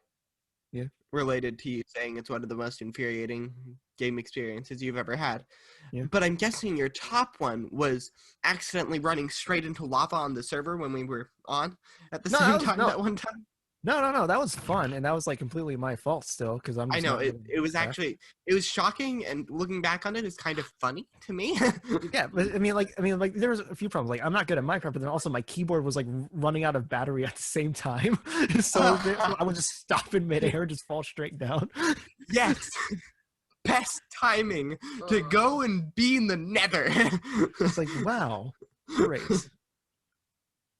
You're like, oh, right. Yeah, how lovely. Oh, wait, no, you're talking about that time. Oh, no, that time was completely my fault. Yeah. That was pretty funny, though. Where it was just like a little hole where you went, like, so Max, my base over here. Oh, yeah, by the way, it's really high. Oh, he's dead. No. We were inside. Yeah, you and me. Yeah. We were near the stronghold. I thought we were heading to my portal. We were near the stronghold. And then I was like, I'll just jump over. Like, there's like because there was like a ledge. I jumped over it.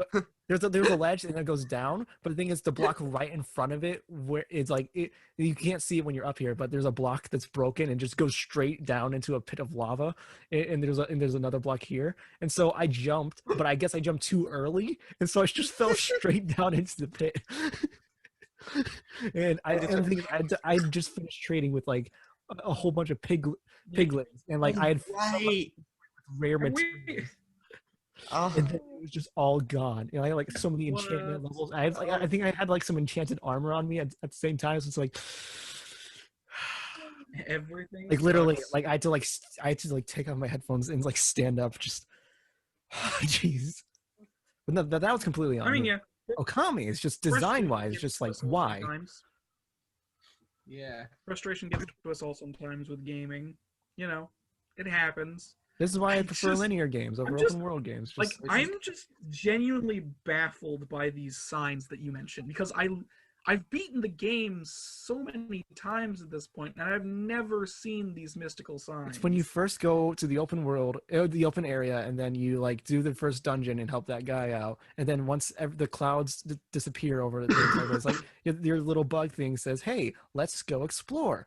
And so you go explore, and you can talk to people. But the thing is, I didn't know you just had to read the signs in front of each building, because when you go into each building, the people inside tell you what the building is. So I figured, why read signs at all? But it turns out you don't have to talk to the people. You just have to read the signs to progress the game. Hey, maybe I should try. But I've never. I should buy Okami and try playing. I'll send you my copy. I have my copy right here. I can send you it. I don't want it. Wait, did you say you bought it from Japan? Yes, here. It's a Japanese import. Is it in Japanese? I bought the Switch edition from Japan because that's the only way to get it physical. And I'm like, I want it physical for like collector's reasons, because you can get it on Is it the all eShop. in Japanese? No, it plays in English. Oh, so that's weird. like all the labels and everything are in Japanese, but it's not. But it plays in English when you put it in. So, but like, it's The just only thing I can think is that the Japanese version of the game, even though it plays English, is somehow different. maybe, That's but the it's only thing I just, can think of.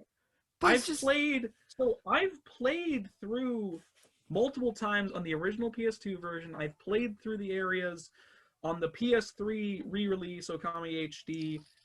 You know, I just like these signs. I don't. Yeah, I have an maybe it idea. is something that's exclusive to the remaster or the Switch edition I don't or know, the man. Japanese edition. I don't know. I have an idea. I will buy the Possible. game on the But eShop. even if that was the case, I don't see why it would stop you from progressing.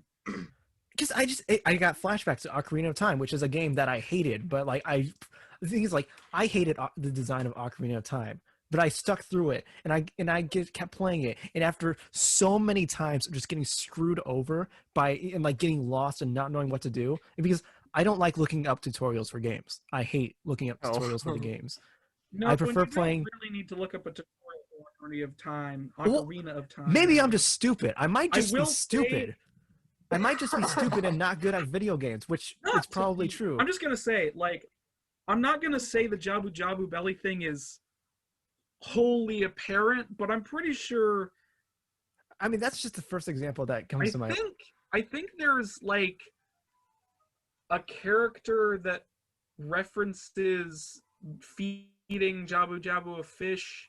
I Like, don't it's know. kind of vague, Like, but I'm pretty sure there is that's just a like one character or moment. person makes reference to feeding Jabu Jabu fish. But like, they don't tell you feed Jabu Jabu fish so you can get into the third dungeon of the game. They say something like, oh, you know, be careful when feeding Jabu Jabu or something like that. I don't know. That's just the first example that comes to mind. But there's like so many other moments. Like I get lost in the dungeons and I like don't know how to progress in the dungeons at all in Ocarina of Time. And I hate the controls as well on the 3DS version. Like it's just I just find it so nightmarish in how its level design is. Like this doesn't look natural. It's just so video gamey that just pulls me out of it. But like I have to finish this to understand what's going on in the story. And there's just like, and it gets to the point where it's just like I get screwed over by the story and I just put it down and then I don't know how to progress. And then it just gets to the point where it's just like I can't play this. Like I've restarted the game. Maybe I restarted Ocarina of Time maybe 10 times because I just get stuck. And so it's like maybe if I just play it all through as fast as I can figure out what I need to do. But then it's just like I just always keep getting stuck at some point because I just put the game down. I know you like RPGs and stuff, but like, do you, when playing a game, and when I say this, I don't mean to be mean. What? What do you want? I'd like to that we're going interrupt way real off quick. Yeah. No, not just that. This topic has been going on for a really long time, and it was covering the same detail like 3 times. And I was about to say something, and then Max was like, "Ha! I can read minds." And he's like, "So now I'll continue and I'll expand on something I said." And then you just kept not repeating yourself, and you kept not repeating yourself. And I was like, "Well, dang it! I can't say that now." You did. But I was like 10 minutes ago. No. I guess I'm sorry that we're repeating what we're saying and also haven't moved forward with what we're trying to say. Yeah. I'm not. You know what? I'm not going to say it. I'm not going to say it, Devin. I'm not going to say what I was about to say. I would have repeated myself again. I had an idea, Jesse. I'm not going to do it. Anyways, I would like to say this. You know what? I think we're done. Can I say the idea real quick? Okay, then go for it. So, Max said that the game might be just confusing, or he could just be really bad at video games. And the way we could test to see who is actually bad at video games here is we all find a game that none of us have played, and we all play it. All right, so we all play Call without of Duty. tutorials, and the first person to beat it is the best gamer. All right, so we just all play Call of Duty. No. I actually played Call of Duty. You can't do that. Well, no, dude, you haven't played. We can find one that none of us have played. There's like 20 games. And a game that will be allowed in this house. And a game that we can console, because we can't console. Yeah, They're on PC as well. My PC can't, and Devin has a Mac. So we would have to find. No, not Call of Duty. Let me think. Actually, what's a good We could play Bomb It. This is One that Aaron hasn't played either. Bomb It. Here's the Because thing. For me, when it comes to games, for me, I can get through some grinding and some annoying game design as long as the story is interesting enough. But the thing is, Ocarina of Time, the story was interesting enough, but the design was just way too tedious and just unnecessarily complicated. And like, Actually, and, Max, and like, Okami wasn't that bad. Like, from what I played of Okami, I enjoyed it. But then just that one thing gave me flashbacks, and I just instinctively just went, no, I'm done. I can't. Max, well. How many just Zelda thought- games have you played? I've played Link Between Worlds, Ocarina of Time, but I never finished it. And I played Breath of the Wild.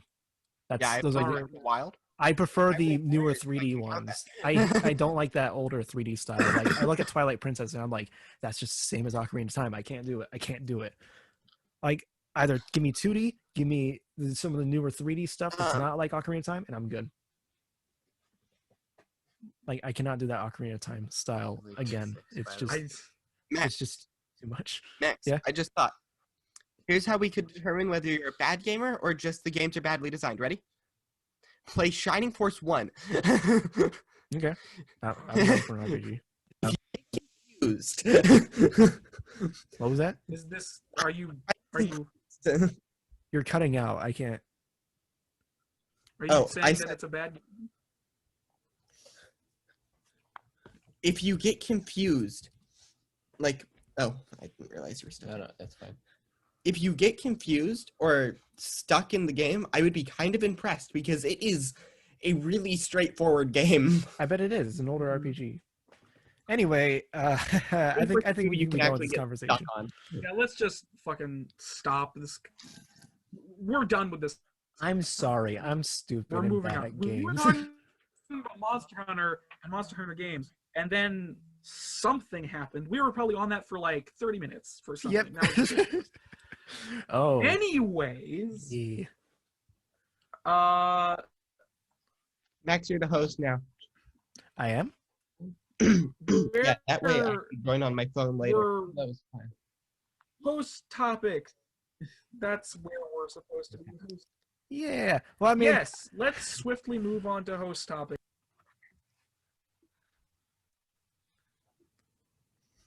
Devin, why don't you go first? You haven't talked in like an hour and a half. No, because I'm really smart and I know exactly what things I know and what things I don't know. So do you have any topics for today? Yeah, the way that MMOs work. I thought everyone who here has played an MMO. I've not personally played an MMO. I'm not interested in MMOs, but I am interested in how to design. Like, Okay.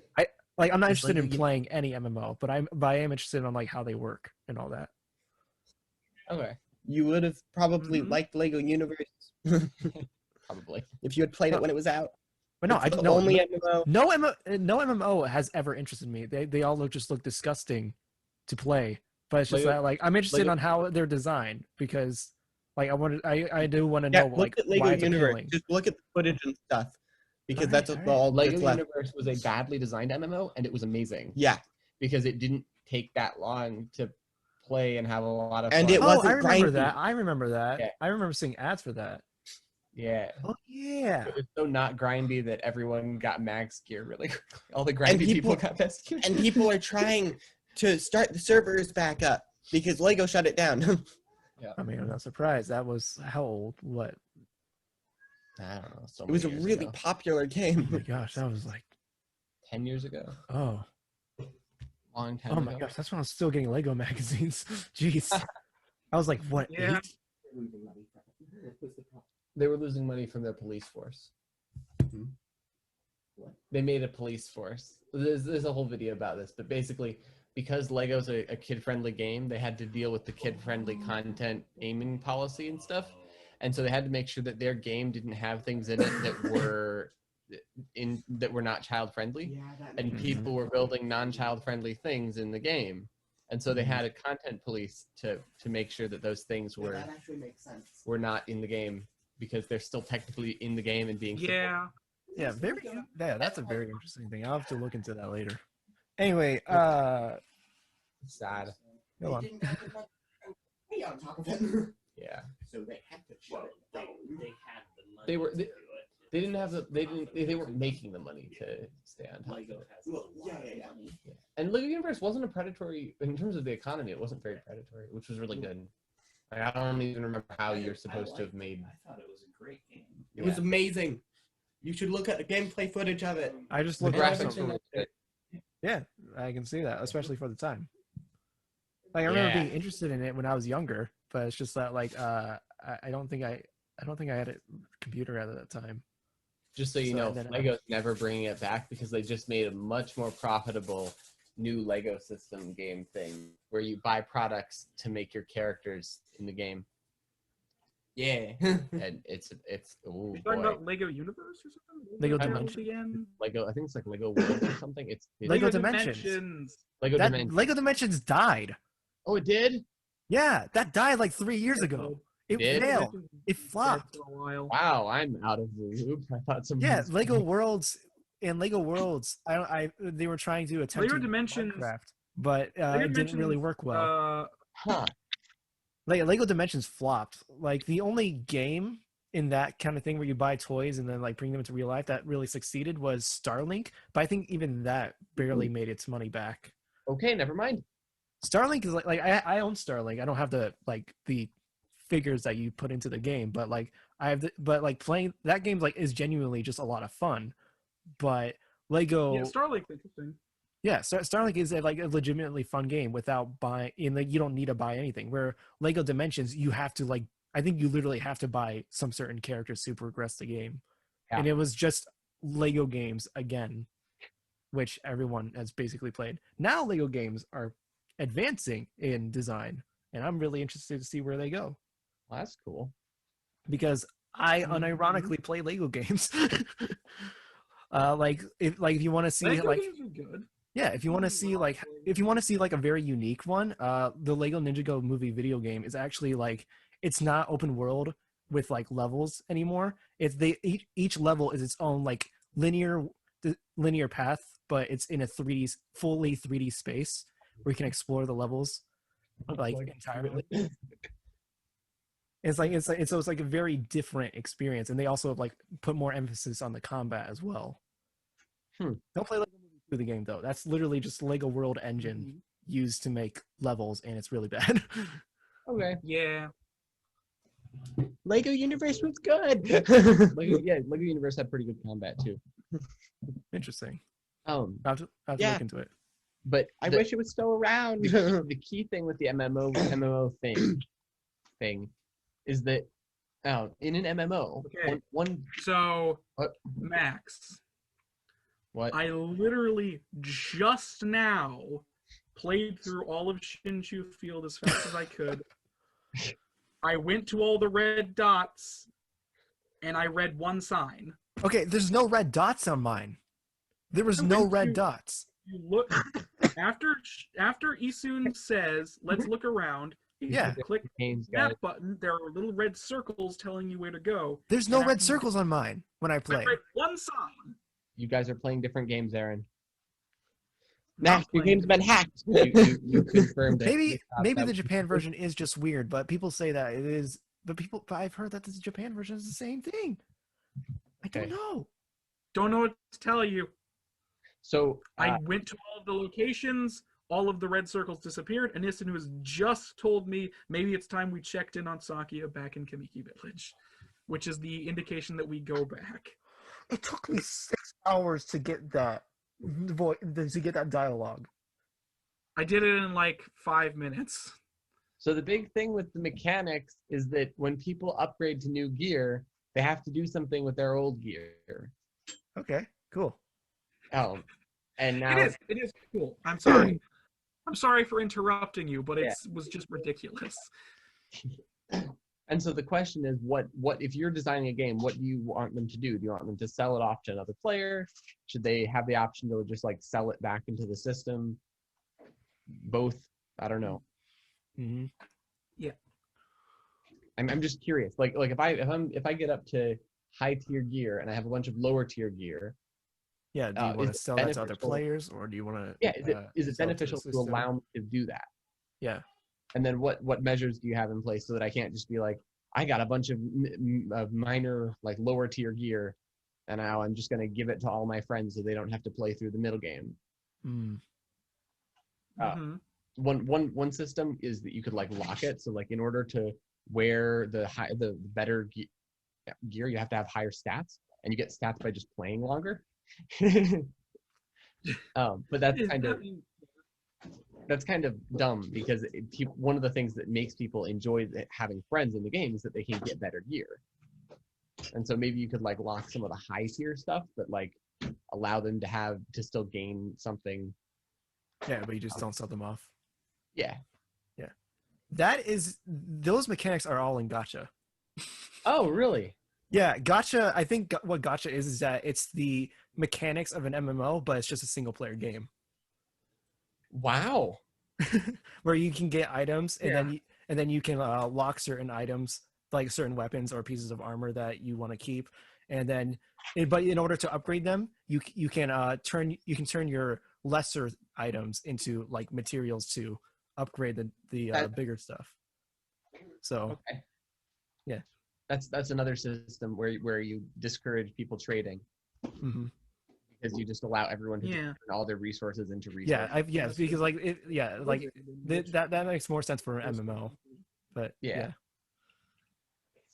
In Hypixel, the basic. Oh, what? Go.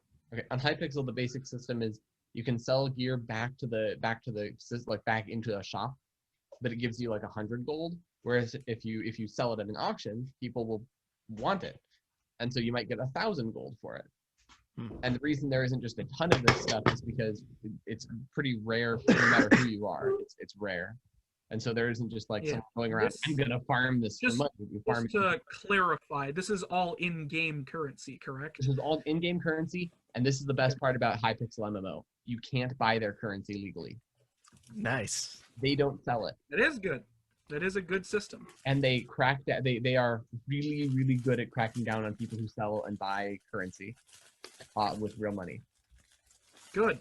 Yeah. That is. We don't want any cottage industries starting up now, do we? They ban hundreds of people. Yeah. Actually, thousands of people. I think monthly. Hypixel is an insane thing.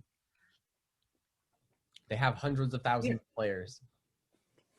Interesting. They're gonna make Hightail, if you know what Hightail is. Mm-hmm. If you've heard of Hightail, you haven't heard of Hightail? Aaron, we should put a segment for what Hightail is. I'll make I can prepare a segment on what Hightail. I have no idea what Hightail is right now. Yeah, Hightail can be my host topic next time. Is Hightail like its own original game, but made by these people who made Minecraft thing? Next week, make that your topic of discussion. It's based on Minecraft. Hightail is a bunch of Minecraft nerds who really like Minecraft. Wait a second! Make their Oh own my god! Holy crap! I literally, What? I just had like a memory jog, and it was like, that Hightail literally just smacked against my brain like a ton of bricks into Remember what a it is? car.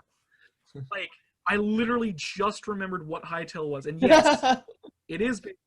I had completely forgotten about it because I had seen it like 3 or 4 years ago. They're really slow. Yes, I have seen that They're very. before. My goodness, it has been a long time since I've heard of that, though.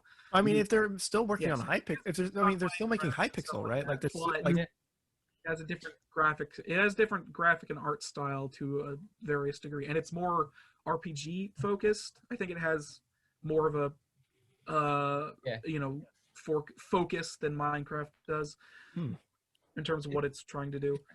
If I remember correctly, It that can sounds do really things. interesting. Oh, sorry. It can do things. That I'm Minecraft- talking. Go. The last time I saw anything from this game was literally like probably 3 years ago. So I don't remember. That's what I remember of it. Anyways. Yeah. No. Yeah. Where were we? MMO. You're talking about MMOs. That's right. Yeah. So it's just cool, and the Skyblock game ends up feeling a lot less like Minecraft because you have access to basically any block if you have money, and any block can turn into money, and then you can harvest blocks kind of ridiculously because you can set up farms that will just process and create money while you're not playing. Interesting. Yeah. That does sound interesting. Yeah. It does.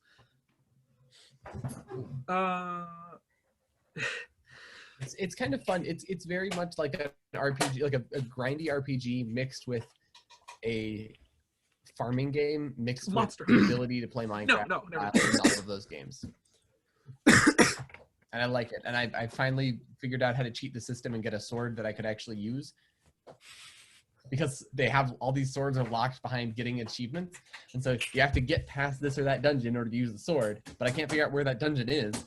So I can't use the sword, so it doesn't matter. So I have to find an unlocked item that does a lot of damage. Yeah. And I did, and it's an item that takes about 2 weeks to make. But I got it in one just now for 1,000 coins. Nice. Yeah. And it's gas tier. Yeah, it deals 3 times. Just because I wasn't really commenting too much on what you were saying, I'll just throw in terms of MMORPG design, everything you're saying sounds pretty standard as far as that design-wise goes. Yeah. Especially for, because WoW or World of Warcraft basically was the MMORPG and still pretty much is, because any JRPG, they're too many words. You're good. After a synonym, not synonym. You're good. You're fine. Language is hard, but there are a lot of Morpagas that basically try to do what WoW did because they want to copy a successful formula. Yeah. Instead of improving on it on small different ways in terms of Morpagas. And WoW still pretty much is the king of that, even though I'm pretty sure their player base has been dwindling recently. I know Final Fantasy 14 has been gaining popularity lately. But not too surprising. That's pretty good. Yeah, but honestly, I'm Anyway, not in that whole space. As far as the high-pixel Momorpaga skyblock thing you're talking about, it all sounds pretty standard in terms of design, is all I'm saying. Yeah. You go from fighting enemies in one hit because they give you the ability to buy a weapon that one hits them, and then you get to one hit them, and then you go down a little bit deeper in the dungeon and then you get one hit. I will say instantly. That's the next level. I don't think in WoW there is. Well, I'm fairly certain there isn't a store where you can buy game-breaking weapons in. Pretty sure in WoW. Now, Diablo 3 is a different story. Diablo 3 is the or at one least that kind of does that. Oh, Aaron? Aaron, you're gone.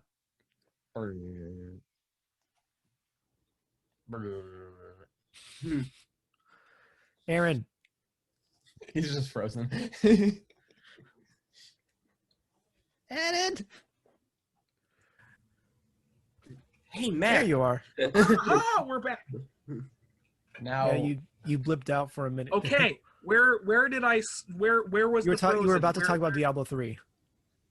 Yes. So the reason I bring up Diablo 3 is because you were talking about auctions and purchasing weapons. Now, which are my favorite. The older version of Diablo 3 had a real money auction house. Now, the auction house was the main design point of the old Diablo 3. Basically because you would, the whole game was basically designed around you spending money at the real money auction house. Literally people could make crap tons of real life money for in-game items and goods. Wow. Yeah. That was a thing. And it horribly damaged the economy of that game to such a large degree. I bet. Because the game was completely built around it. So you would get gear that was not meant for your character a lot, so you could sell it or put it up for grabs. And it just created this horrible marketplace that was just awful. And so much money passed through that thing.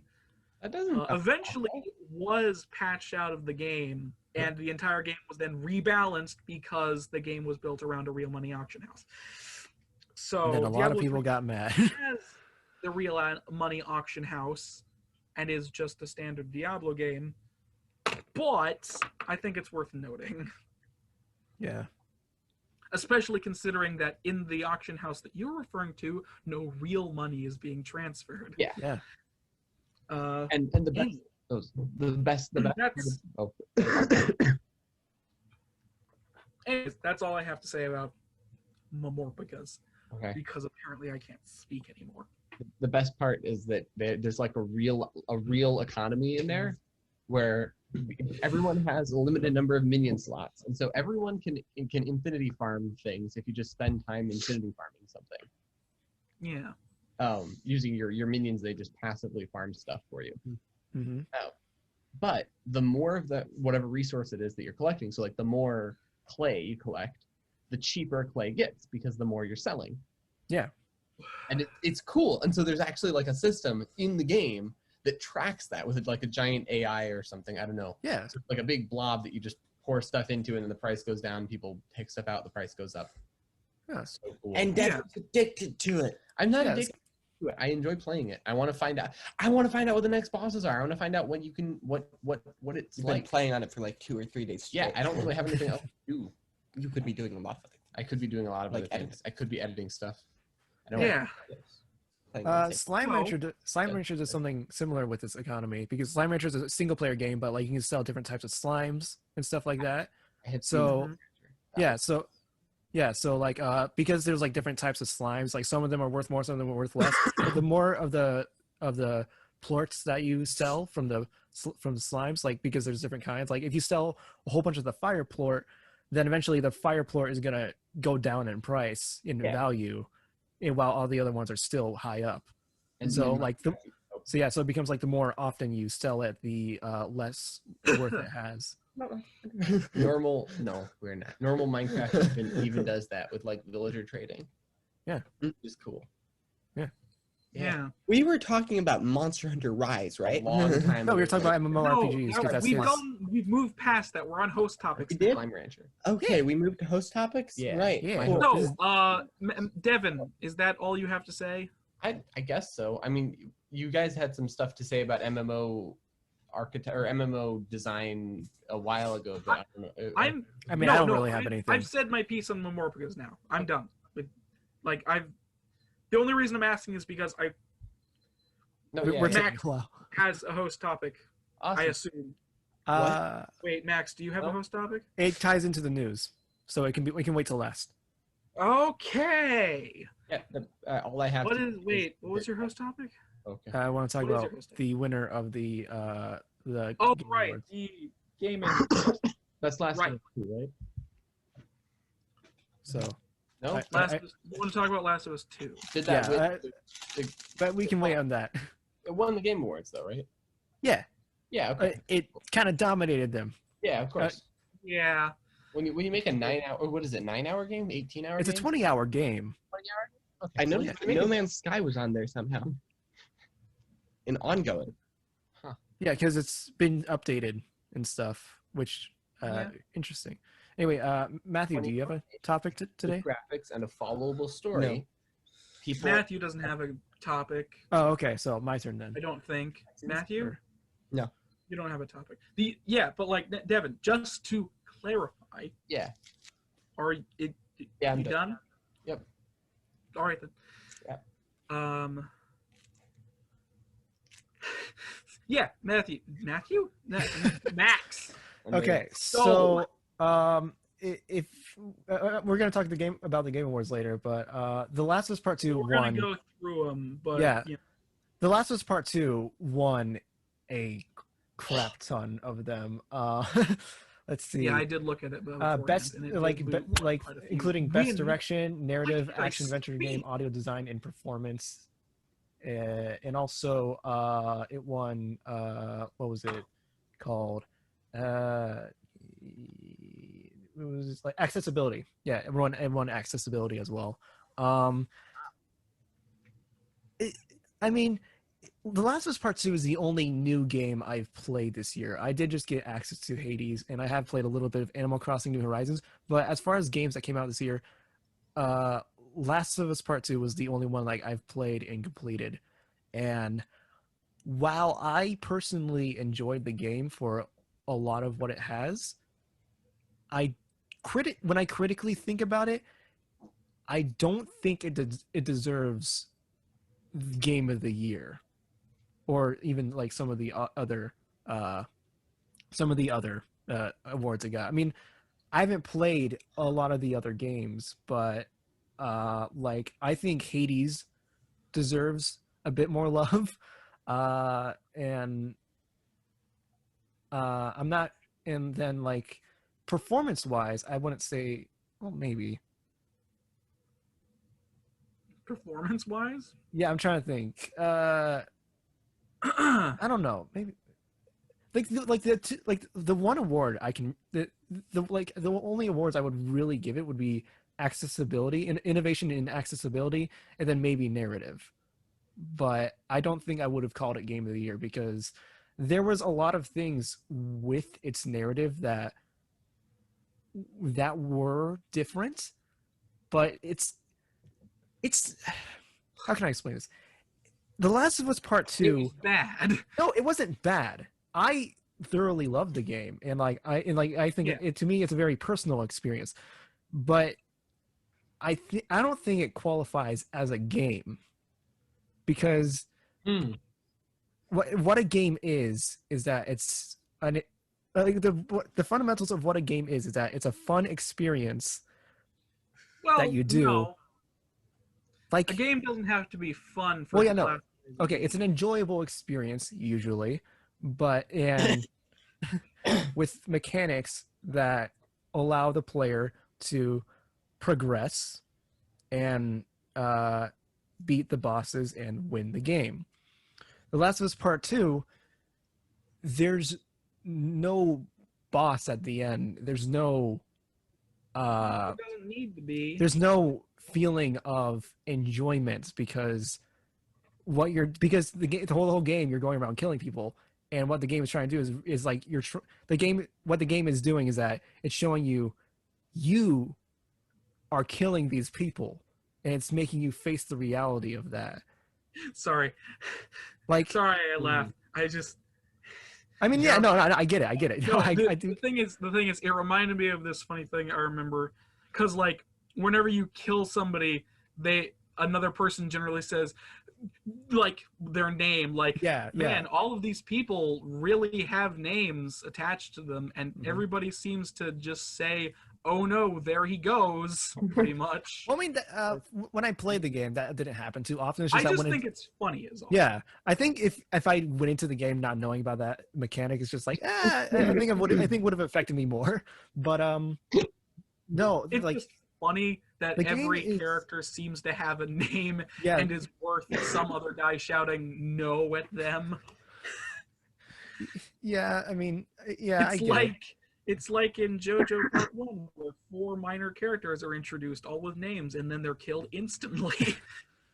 Yeah, I mean, like, the game is not perfect. The game definitely has issues and flaws, and like some things really didn't work out well. I think it probably should have had more time in writing because Neil Druckmann, who wrote the first game, he worked with someone to write this game. But the thing is, with how game development is, they're writing the script like the day they film it.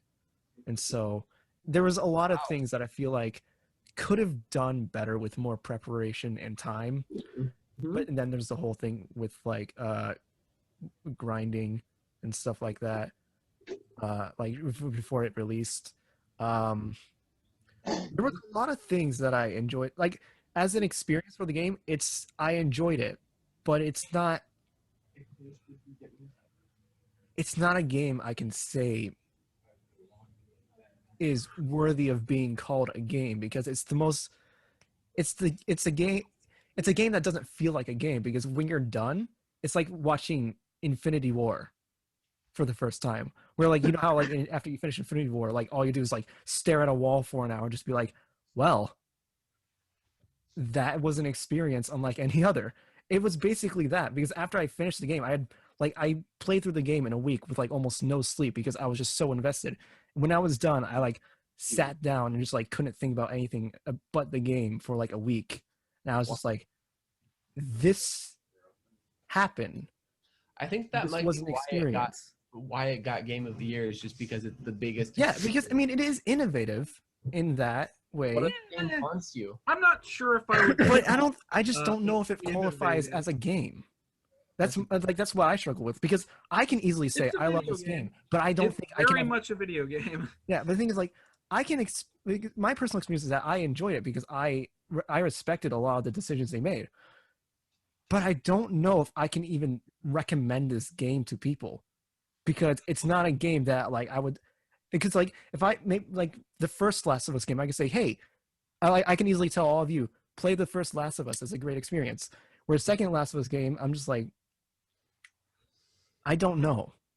What Because genre is Last of Us? Or It's survival horror, but it's very story driven. It's zombies. I can't do zombies. Mushroom zombies. But the second game is just like it's just so different. It's very gritty and tough, and it's just I can't really. First game is very gritty and tough as well. No, the second game is just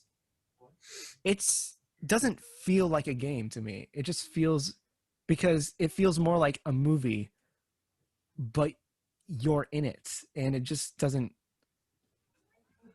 It's a very I don't know how to explain. It's a very bizarre experience. Next. Mm-hmm.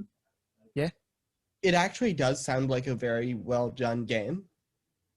I mean, yeah, no, it is well done, and but there are like, Matthew. yeah. But go ahead. I will never play either of them. Okay, and that's for fine. one simple reason. Zombies. Yeah, I have way too vivid of an imagination and visual memory, and I will never forget the horror creatures. There's a reason I don't watch horror. I mean, I don't watch horror just because I don't like horror. Well, also like, that. I don't find it scary though. I enjoy. But The Last of Us 2, Base The Last of reason. Us 2, it's I like find The Last of Us enjoy 2. Here's the thing: The Last of Us 2, if played, it could easily make you very depressed, especially if you're invested into the story. Like that's how I felt because I've been invested in these characters for years, and then like seeing where the story went and being so in it, and like and it being such like a guttural personal experience for me, it took me a while to just really kind of process it all and really understand what they were going for. I have a very weird form of invested in games and movies and that sort of thing. Can you like do you find yourself getting invested into characters and stories and stuff, and then like maybe if like a character you really enjoyed like dies, you cry? As I am playing it, I am invested in the characters. Mm-hmm. Yeah. Except I have the absolute knowledge of that they are fiction. Mm-hmm. No, I get that too. Bad when they die or something like that, but I don't cry or anything. Well, it definitely depends on the experience because, I mean, everything about The Last of Us Part 1 is masterful, from like its voice acting to its animation and everything. So it makes it feel like they are real people. But like I do know their characters. I do understand that they're characters, but what they do and everything that they go through makes me. Yeah. Did Last of Us win Game of the Award the year that it was released? The Last of Us Part 1, yes, I believe it did. It probably did. I didn't make a lot I of wouldn't be sense. wholehearted. And Last of Us Part 2, a lot of people are saying that like, oh, so just like Sony or Naughty Dog just paid a whole bunch of money to win. But no. I'm not. Like, I'm not. They didn't. But the game, like they didn't set it up. But the Game Awards are still useless because it's very obvious that, Actually, what do the zombies look like from that game? They look like They have- a lot of they can either look like normal people or they can be covered in fungus. They're They're not like mushroom green or zombies. bloody usually. Yeah, that doesn't help my they look like visualization. mechanids. The virus in the I have the game art is- book. Want me to show you? No, Yes. we don't need this. Yes. However, Yes. I'm curious. We're gonna get copyright strike. I think we already are are. like all the other There were trailers. 3 trailers from 3 Japanese companies. Oh. Did the last videos get copyright? This shows how big of a fan I am. I have The the art first book. episode got a copyright claim on it. I told you that. Did the other What? ones? Episode 2 hasn't. But episode 1, there's only 2 episodes uploaded right now. I mean, Oh, it's yeah. probably because of the trailers. So But the Here. first episode got a copyright claim because of Oh, wow, they really do look like mechanids. Yeah. whatever, like Ye. Devil May Cry 5. Ye. they oof. How often they, does the game jump scare you? not often. Well, I mean, second game definitely. First game, not really, because it's just all like following the story. Really. Second game jump scares you. It's not a direct horror game. It's more of an action stealth game, but there are Okay, I'm elements really, of horror really in it. easily jump scared, so that's why I check about that type of thing. Those zombies don't actually look that bad.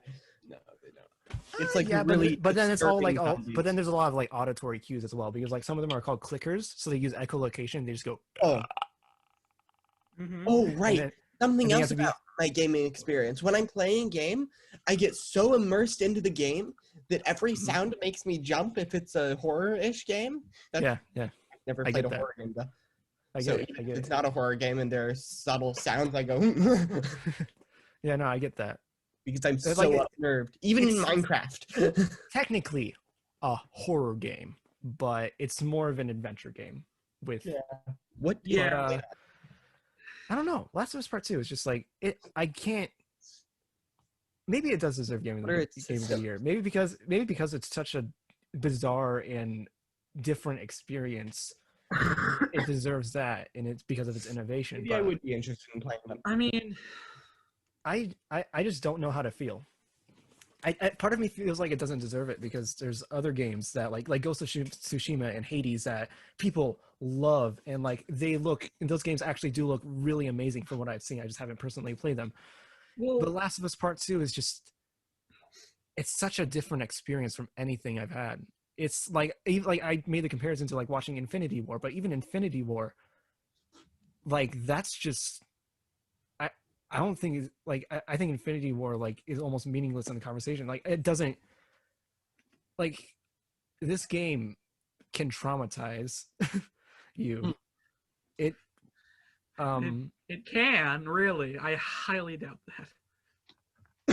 if you're as as emotional and as immersed into games like I am and like in characters and all that and writing because like I played the first game 4 times just because I love the writing and the aesthetic and just how everything is done and the Wow. music and like but then the second game I've only played it once and I don't want to play it again because I don't want to experience just how I felt playing it again because it's like I felt bad Yeah. playing it and I think that's what they wanted but I think that's what the developers wanted because Yeah.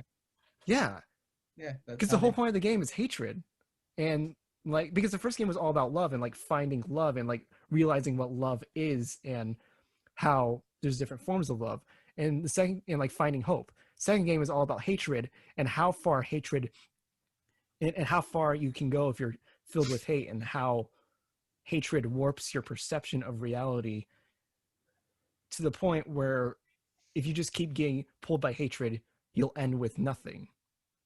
Mm-hmm. And so playing that game is just that like I was being pulled into it and I don't know if that's a good thing or not really like Max, yeah I'm gonna Mom switch. is in a writing group and she needs to use this account in order to be on the writing group. I'm gonna switch over to my phone. I'm Hold on. really Okay. sorry. That just came in for That's why I made you the What you were host. saying was really interesting. so what do? Do I need to stop recording or Fine. Yeah, no. Stay recording. You're the host. We'll just leave. I'm gonna join on my phone. So Okay, how do I just leave? Oh, there's a big red pause. button. okay Just I'm gonna hit the big red pause button. talking. And we're back! Yay! The people, my co-hosts are back At a different angle. after they left and came back with a different camera setup because reasons. But yeah, I think I really said Where everything I were wanted. we? We were talking about Last of Us still. But I think I got all my thoughts out. I think I really I mean I think I need to play the game again. I'm probably gonna play it again in about a year or so. To really like confirm my thoughts and everything about it. But yeah, I'm just unsure. Personally, I'm unsure whether or not it should have won Game of the Year, but because I'm still just processing it. Yeah. Mm-hmm. All right. Can't hear you, Matthew. Yeah, I was talking to Devin. Okay. I think that about does it for host topics. I don't personally have a host topic this week. I don't think I did anyways. I might have at some point, but I probably forgot cool. it. And not that it matters since anyways, we moving on to the next thing we have up for grabs, which is a bit of news. We don't have a lot of news this week, so we can go through it really quickly. And go through this really briefly. So the first piece of news, the first bit of news we have is that there is a new Mass Effect game was very briefly teased at the Game Awards, as was shown. I'm pretty sure you saw that, Max. Yeah, I saw it.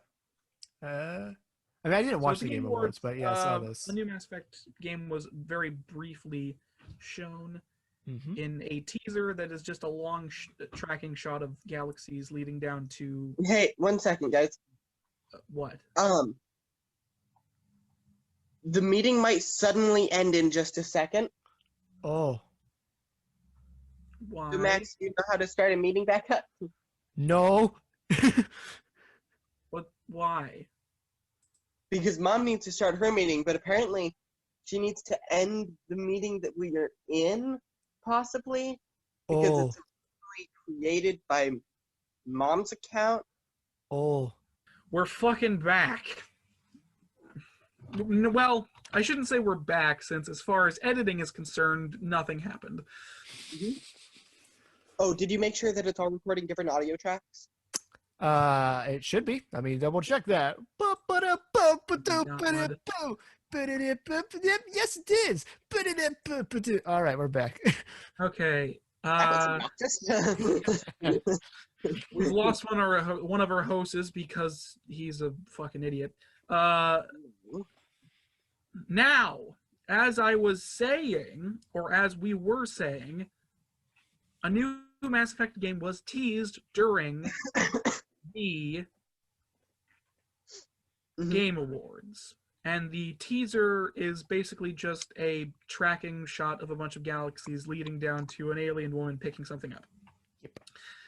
Now, there's no real word on whether this is a sequel to the current Mass Effect, Mass Effect Andromeda, or the Shepard trilogy stuff. But I'm honestly just going to say, not very high hopes for this, regardless. Yeah, especially when it's EA. Well, it's not. Well, EA is the publisher. It's BioWare I'm more intrinsically wary of. I mean, I'm more interested in like who's like writing or directing, because I know Andromeda, like the writers and directors weren't that good. Well, it was just written and directed poorly, from what I hear. Well, BioWare, and also number 3 as well, I think. BioWare is not the greatest. Are they not? No, in terms of a development studio, not the greatest. Because EA is the publisher, but BioWare is the development studio. Yeah. And I have problems with them as a studio. But, like, well, obviously, Mass Effect Andromeda was really poorly taken when it was first released. Yeah. Oh, you son of a bitch. What?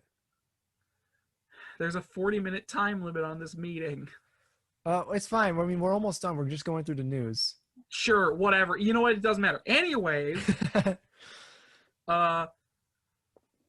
yeah, there's not much aside from the teaser. There's not much. The only reason I included this was because I think it's worth talking about a new Mass Effect game and how it was. I mean, a lot of fans really disliked the ending Mass Effect 3 when it came out because of its ending, and Mass Effect Andromeda was really poorly received when it came out because of how incredibly buggy and awful that game was. Mm. And then, as the years go on, BioWare just continues to be kind of a bad developer. Like, some of their working conditions, their working conditions aren't the greatest sometimes. That's unfortunate. Like, they were a very heavy user of crunch in terms of developments. Hopefully. And I guess it's just to add on to it, there's the Mass Effect Legendary Edition, which is coming out soon. Oh, so I don't know. But there's not much to talk about in terms of the article or the game itself. It's just a small teaser. We literally have nothing else but the teaser itself. All right. Well. But I highly doubt the game's going to be very good. That's just me, though. Who knows? I have low expectations. Yeah, but I mean, it'll for depend Mass on Effect. who's on the project and all that, I guess. I suppose. But yeah, I guess that's all there really is to say about that. Moving on to our next newsy story type deal of the day, which is honestly very interesting to me. The creator of Dead Space is making a new space horror game. Now here's the weird bit. It's very cool that the creator of Dead Space is back after what's the term? After EA disbanded, I guess, Visceral Games, whatever it's closed down, because Visceral was owned by EA and they closed down the studio. Oh, shoot. Yeah, Visceral has been a dead studio for a little bit now, which is very unfortunate. But the creator of Dead Space is making a new space horror game that actually looks really interesting. But it's the weird bit about this is that it's set in the PUBG universe. Not sure how I feel about that. Yeah, the teaser for the game looks very interesting, but it's just so strange that hundreds of years in the future of the PlayerUnknown's Battleground PUBG universe. So very strange. Yeah, because PUBG started out as a mod, then it just turned into an actual game, but apparently there's lore. Yes. I don't never think knew that about it. It's very strange that that's the case. I'm assuming the only reason that's the case is because the developers of PUBG are funding this thing. Maybe. And it's like, I'm assuming that's the only, that has to be the only reason. Because why else? I don't know, man. That's just so strange to me. PUBG of all things. Yeah. The universe of PUBG. Not that it matters, I guess. So, but yeah, the teaser looked really interesting. Yeah, no, as a cinematic teaser, I'm really excited for whatever this is. Yeah, I mean, it'll probably just be the fourth Dead Space, but not called Dead Space. Yeah. Yeah, it looks interesting. I'm excited for it. I think I still need to play it's Dead nice Space. to see people that were eviscerated by EA have jobs again. Mm-hmm. That's always good. God, EA has murdered so many development studios. Yep. I hope that they get better. No, they won't. They never will. That's not how EA works. Anyways, it's just a small. We didn't have too many big news stuff today. Yeah. That was pretty much it for that. I just think it's worth noting and kind of weird and interesting. Yeah. The big thing is that we're going to talk. The big thing is that we're basically done with the news technically as far as that goes, unless either of you have anything to say. I kind of rushed through the news, but no, nothing. I mean, I don't really know much about either of the franchises. So we're going to be taking a look at the Game Awards. Specifically, we're going to look at the winner of each category and some of the runner-ups. Starting with Game of the Year as a whole, which is The Last of Us Part 2. Yep. The other candidates, though, were Animal Crossing: New Horizons, Doom Eternal, Final Fantasy VII Remake, Ghost of Tsushima, and Hades. Yeah. All of which are very interesting and weird contenders, if you ask me. Yeah, I mean, they're all. I mean, every game I hear is very good, and they're all very different as well. Yeah. So But that's the Game of the Year category. yeah, but I'm really I happy. honestly, like, I've mentioned this a couple times during this particular episode of the podcast, but I don't really care that much about the gaming awards. I just thought it would be interesting to take a look at them. And if I were being perfectly honest, out of these things, like, out of these options for Game of the Year, you know, honestly, I'd give it to Final Fantasy VII Remake. Really? Yeah. Like, all of these are, I mean, like, one of these is, you know, an indie game, Hades. Yeah. Super Certain Games. Like, the fact that an indie game made it that high up on the list is very impressive. Yeah. No. At all. And I'm very happy about that. But in terms of in terms of a game that I would say actually made the year, it would be Final Fantasy VII Remake. Like, that game has been in development for like over 10 years. Yeah, but the thing is, Final Fantasy VII Remake, from what I've seen of gameplay, it's basically Final Fantasy 15, but with a lot more polish to it.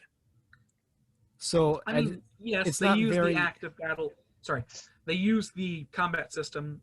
Relatively speaking, it's no longer turn-based active combat. Yeah. So from what to my understanding, a big part of why it wouldn't win was because it is taking this basically the same combat system of Final Fantasy 15, but it's also taking the story and just elements from Final Fantasy 7, the original. So it really doesn't have anything original going for it. But I mean, I suppose, but the fact, I mean, if you're gonna argue that, it shouldn't have been a contender at all. Well, I mean, I don't know. I personally, like, Game of the Year to me personally is not necessarily like you know, it's like Game of the Year should be something that really stood out and shook the year. Yeah, and in terms of that, I think Animal Crossing was probably the biggest thing. The thing about Animal Crossing is that Animal Crossing New Horizons is very interesting and good, but it's not it's not very newest in a innovative. series of Animal Crossings that are all kind of the same and similar. Mm-hmm. The reason I say Final Fantasy VII Remake is because, first of all, this game has been in development for like over 10 years. Second of all, I mean, like, in terms of like, I feel like if people were to look back at this year and remember, like, oh, what games came out that year? Oh, Final Fantasy VII Remake came out that year, you know, kind of thing. I suppose. Because there were like, I'm not going to say it defined the year, but it definitely, like, quote unquote, made the year. Yeah. Like, it stands out because it is a remake of one of the most popular, pretty much the most popular and most loved Final Fantasy game, period. In, like, a style of a new type of Final Fantasy, like, you know, it stands out the most amongst these other competitors because of what it is. You know? Yeah, I get it. But that's just my personal pick for what I would actually put as Game of the Year. Yeah, I'm really unsure. Like, Last of Us Part 2, it was definitely an experience, but I really don't know enough about all the other games on here. Like, I still need to take a dive into everything Final Fantasy is. And Ghost of Tsushima, I don't know anything about Ghost of Tsushima.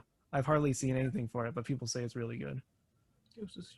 Yeah. Yeah, that's that's the first category out of the way, which is Game of the Year. Mhm. Moving on to the second category, unless either of you have I'm good. All right, moving on to the second category, Game Direction, which The Last of Us Part 2 also won. The other contenders were Final Fantasy VII Remake, Ghost of Tsushima, Hades, and Half-Life Alyx. I'm not sure about Last of Us Part 2 on that one because it was definitely very choppy, and there was definitely a lot of pacing problems as well in that. And it's very weird on how it tries to get its point across. But yeah. I don't really have much to add. And its point was definitely what I'm about to say. Its point was that violence is always the answer in zombie apocalypse. Actually, it's the point is that it's not, but yeah. Anyways, You've only played the game. You don't get to talk about this. so I've only seen the title, so clearly I know what I'm talking about more than the person like you. Right, Max? Yeah. Sure. That's not a convoluted way of thinking. Half-Life Alyx was very much loved when it came out. Yes, it was, and oh yeah, I hear that was like very innovative for VR because they I mean how it was they made by did Valve, things. the guys who made the Who basically just made the modern gaming genre itself. Nah, I wouldn't say they made the modern gaming genre. Half-Life is very influential, but I wouldn't say it made the modern gaming genre. I mean, I don't know. Or whatever you said. Anyways, the reason, game direction. Now, obviously, I don't think Last of Us Part 2 should win game direction at all. But honestly, if I were to pick something out of this category, I would give it to Half-Life Alyx for game direction specifically. Because, I feel like that's fair and makes sense. Yeah, I mean, from what I haven't seen much, but from what I've seen, I think I probably would agree that because it was very much well directed, and it definitely has a reason. It definitely has more to it to get excited about, especially for people who like Half-Life. Yeah, and from what I know of Valve always kind of for each game they have a clear goal on what they want to do, and everything really just kind of just points to that goal. Like Portal 1 was originally just supposed to be just basically just like a test, but they made it so much more than that, and I think that's why it really stood out. But yeah. Matthew. Yes? Anything to say, comment on, or anything? Nope. Not sure how I would. Have you looked at any of the games that have come out this past year? Can you repeat what they were? We're looking at game directions. Last of Us Part 2, Final Fantasy VII Remake, Ghost of Tsushima, Hades, and Half-Life Alyx. Never played any of them.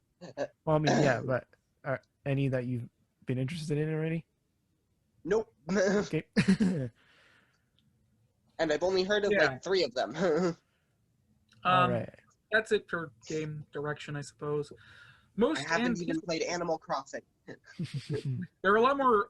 The most anticipated game of the year. This doesn't make sense. Elden Ring from Software Bandai Namco is the winner. Isn't that the? The other in contenders were Halo Infinite, Horizon Forbidden West, God of War sequel, Resident Evil Village, and The Legend of Zelda Breath of the Wild sequel. This is for most anticipated game. I thought the most anticipated game was supposed to be for games that came out this year that were very highly anticipated, but I guess not. Elden Ring, isn't that? That's the new From Software game. It's not super surprising that that's the winner. It's From Software. They're the guys behind Demon Souls, Dark Souls, Bloodborne. Oh, right. Sekiro. It's not horribly surprising that Elden Ring whatever new game they want to create is at the front runner of most anticipated. Yeah, especially when like Sekiro blew up the way it did when that came out. Yeah. Resident Evil Village is definitely pretty anticipated, I'd say. Yeah, no, like I'm All still. these games are pretty anticipated. Honestly, I don't mind Elden Ring being the top runner for that one. The ones I don't understand are God of War and Halo Infinite. God of War 2017, 2018. That game sucked. 2018. Yeah, I hated that game. Ever played God of War? I didn't play any God of War game before that, and like I played that one. It's like this game sucks. It was just What's so wrong with it? repetitive and tedious. Like it's just that, like, okay, we're gonna have a combat system that's fun when you first play it, and then after that, it's just very repetitive and it's just really simple. The design of the game is too simple. It requires no thought, and it's just go to this area, run over there, hit that switch, then run all the way back just to do this other thing, and then run all the way across the entire world to do this other thing. And wasn't innovative, very simple design. Combat just got really boring really fast, and story was garbage. I was not interested in any of the characters, and there was only like 5 characters, and all of them looked pretty ugly for a PS4 game. I just did not like the game at all. Like it was the worst 24 hours I've spent on a game in my life. I haven't played it yet, so I have nothing to comment on. Yeah. I don't recommend it. I don't see why people like it, but apparently people like the people are excited for a sequel. I'm like, cool, whatever. Yeah. Yeah. Anything else to comment on? Most anticipated, or we're just move on to the narrative? No, not really anything.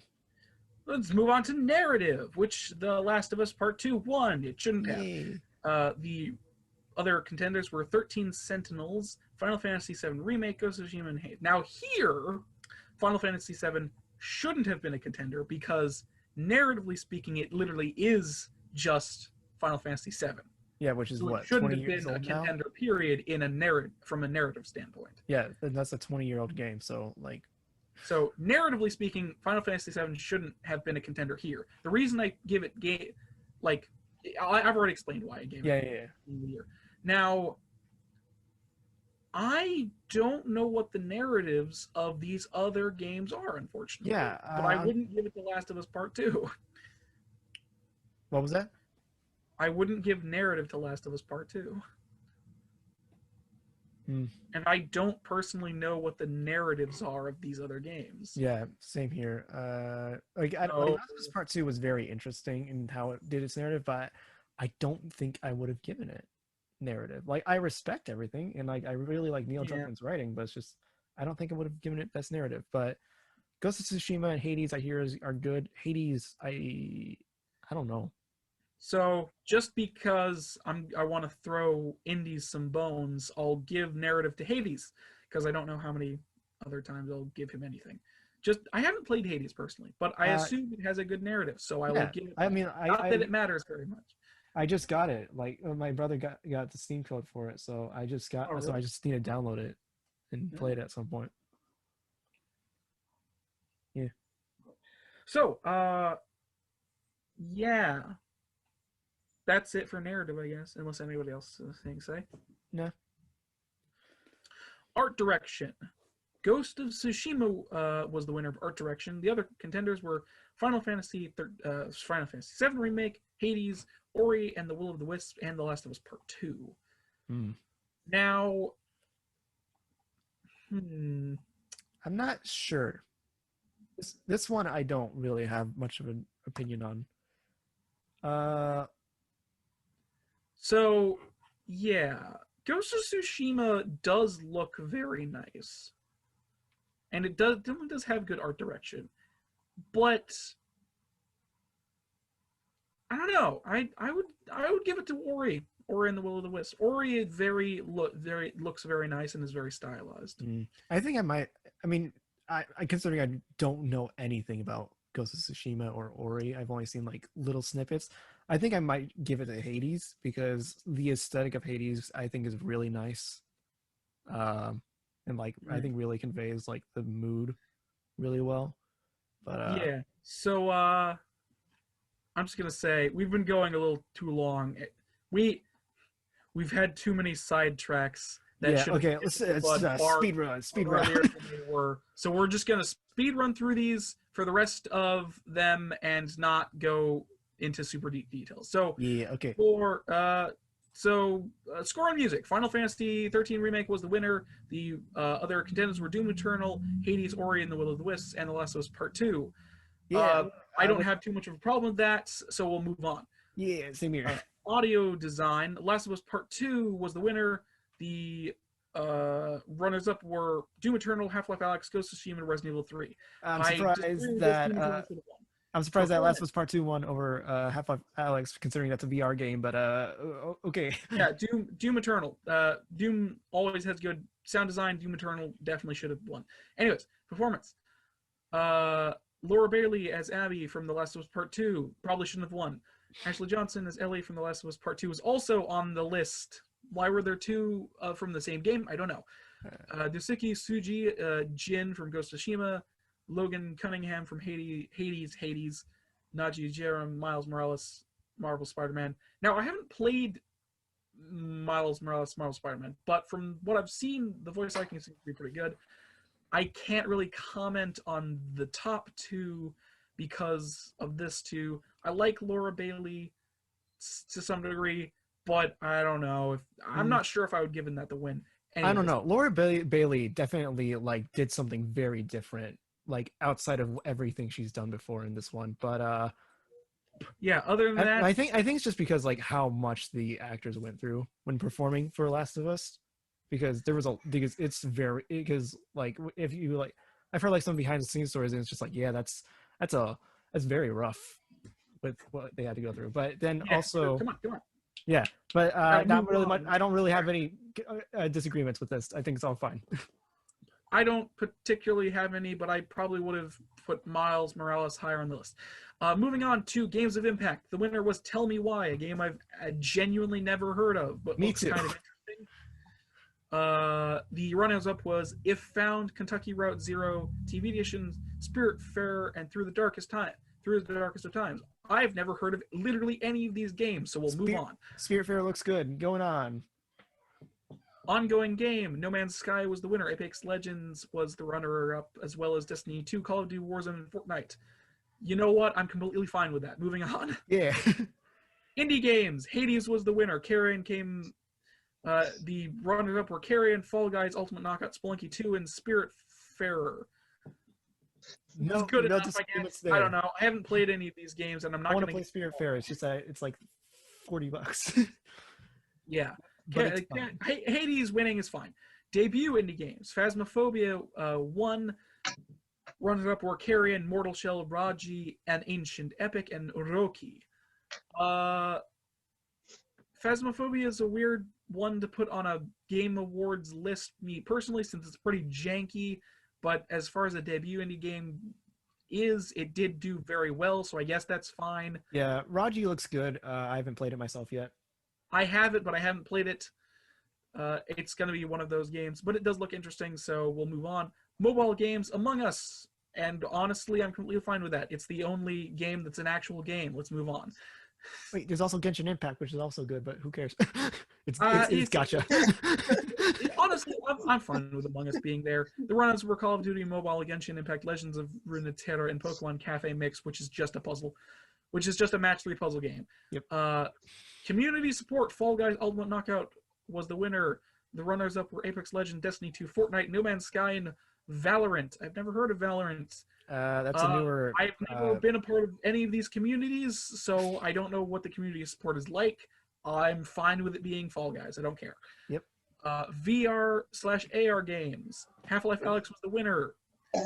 Dreams. The run-ups were Dreams, Marvel's Iron Man VR, Star Wars Squadrons, and The Walking Dead Saints and Sinners.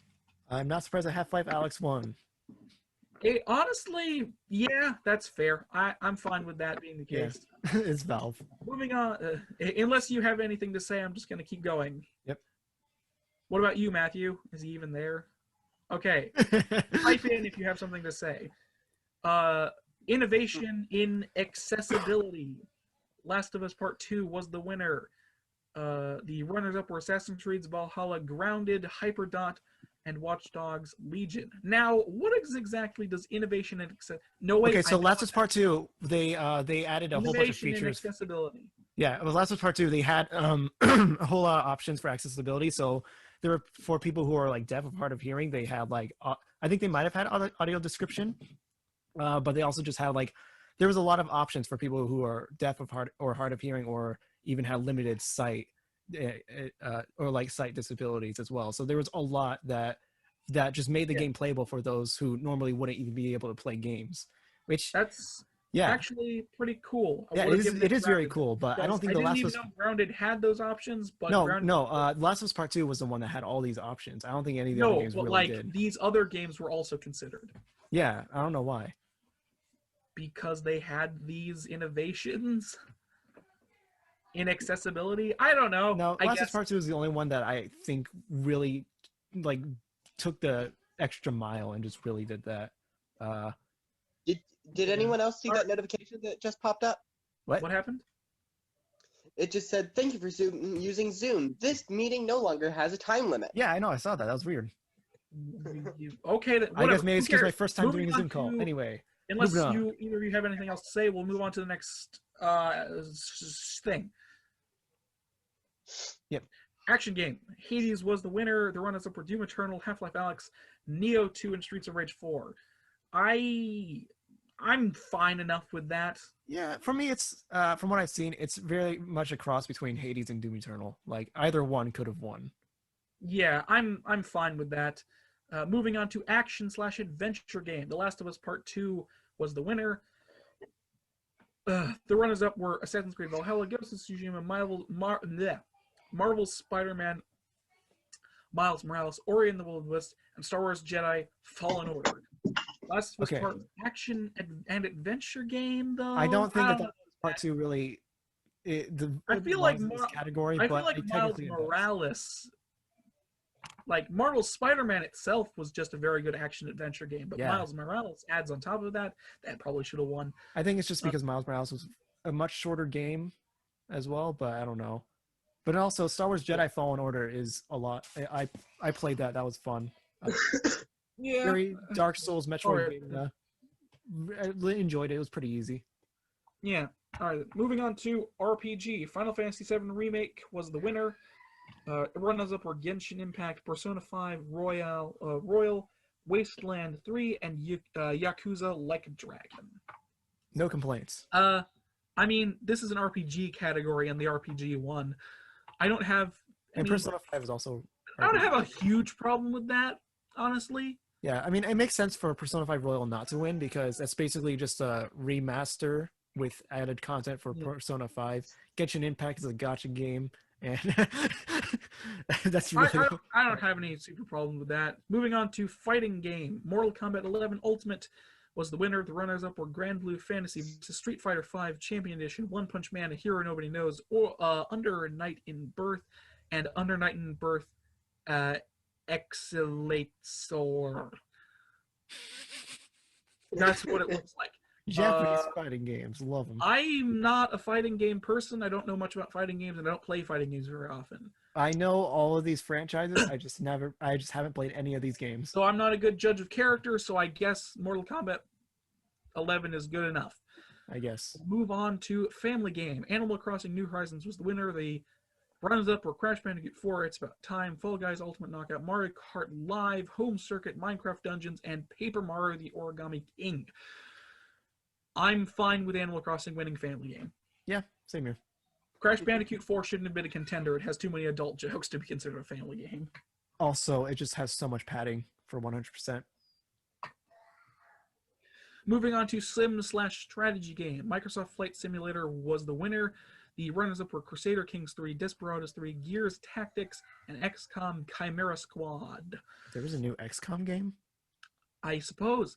I mean, it's sim/strategy. Strategy should probably be its own category. Yeah, but I just don't think enough strategy games really came Microsoft out. Flight Simulator gained a lot of traction this year anyways, so I guess I'm fine with that being the case. Yeah. Sports/racing game. Tony Hawk's Pro Skater 1+2 is the winner. The runners were Dirt 5, F1 2020, FIFA 21, and NBA 2K21 1. Wow. There The was one- literally only one good game in that list. And 1+2. And it won. What a fucking shock. Tony Hawk's Pro Skater for sports / racing game. I wouldn't put it. Why is it in the racing game category? I guess Well, it's technically sports a sports / game. racing. Because racing is more of a sport game, and also there's only like 1 or 2 a year. So I suppose that's fair. Tony Hawk's Pro Skater 1+2 is a great remaster remake of the first 2 Tony Hawk's games to such a ridiculous degree. It's made by Vicarious Visions too, so that's a. Oh, I didn't know that. Cool. Moving on, yeah, it's very cool. Moving on to multiplayer game. Among Us was the winner. Runners-up were Animal Crossing: New Horizons, Call of Duty Warzone, Fall Guys Ultimate Knockout, and Valorant. I'm fine with that. Yeah, Among Us. Animal Crossing isn't a multiplayer game. I don't know No, why. it's that's not. on the multiplayer list. There's technically multiplayer, but it's not good. But Among Us. I'm fine with that being on the list. Moving on to Content Creator of the Year. Valkyrie was the winner.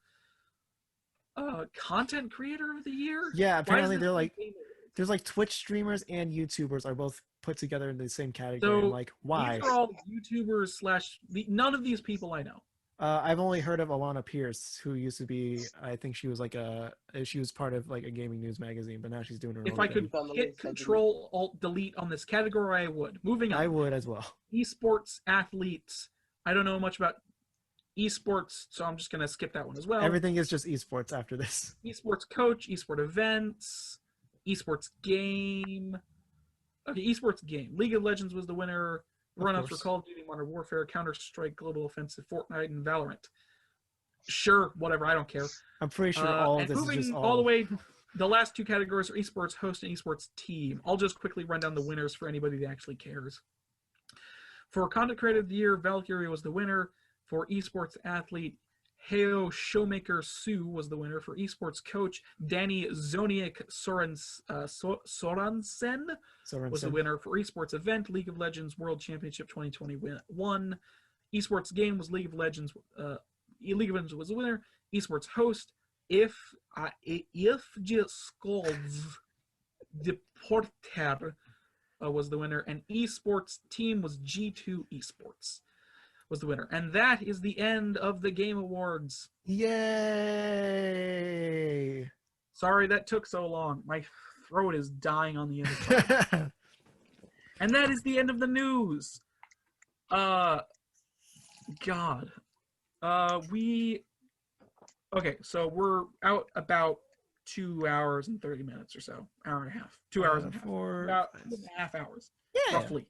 You know what? Not too bad this time. Not going 4 hours this time. No, that is the end of the news / gaming awards. Sorry we rushed it near the end, but honestly, we took up so much time talking about random bullshit that we needed to get to the end of this. Yeah. So, also, who cares about the moving on to what?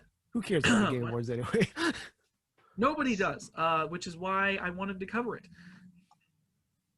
Anyways, moving on to shameless promotion in the end of the show. Max, what do you have coming up? Do you have anything coming up this week? Do you have anything worth watching? Where can people find you? I'm on YouTube at Dillian Kriker. It's hard to look up, but you'll find it. I start on January 1st. I have starting January 1st. I'm gonna have videos. I'm gonna have 4 videos in January coming up. Been hard at work editing. Yeah. All right then. And they're all going to be posted in one You day. can also find you on Twitter. Don't forget. People Oh can yes, find I'm you on also on Twitter at Dillian_Kriker. I mostly just talk about gacha games and anime.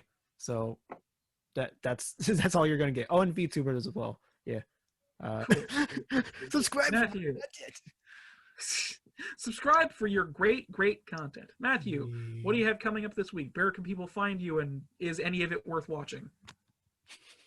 You can find me on Mystical Meanderings on YouTube and technically on Twitter on Mystical Meanderings, but it's really just promotion. You're also on YouTube Music as well, guess. technically.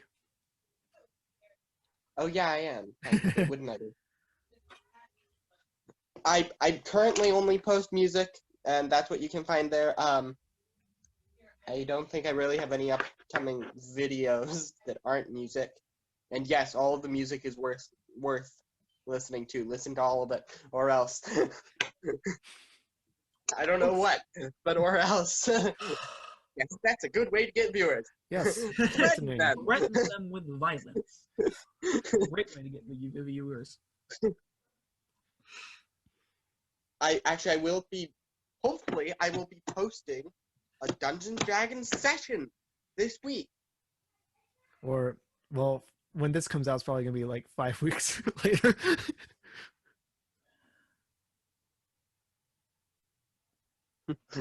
Okay.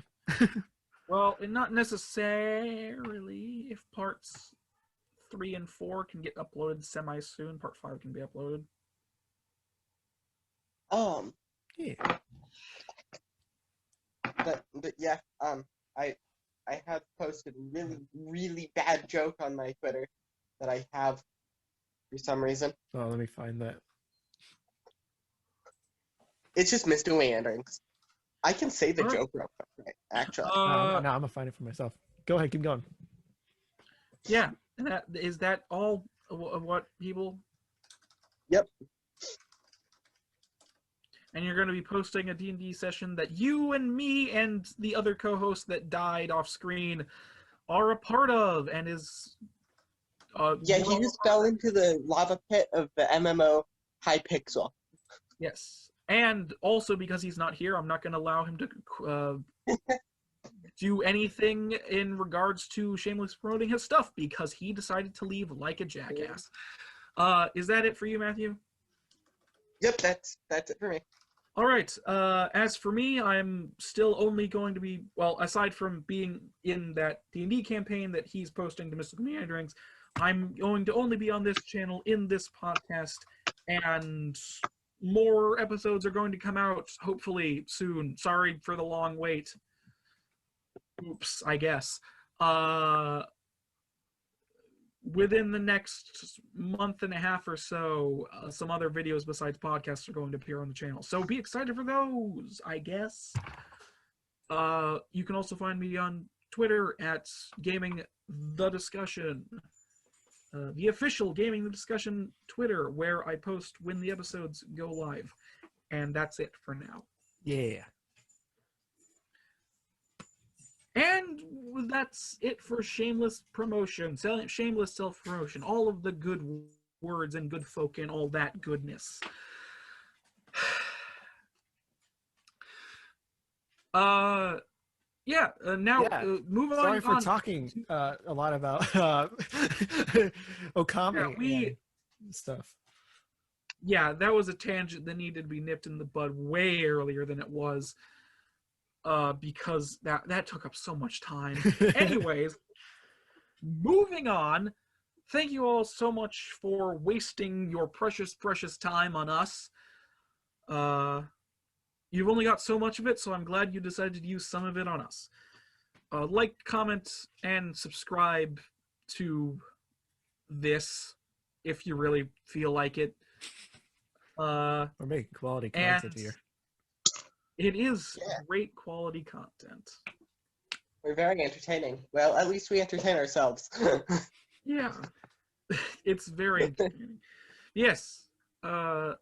See you next week, I guess. Yep. Depends on when this is dropped on my channel. Like an egg dropped from my egg carton. Yes. See you.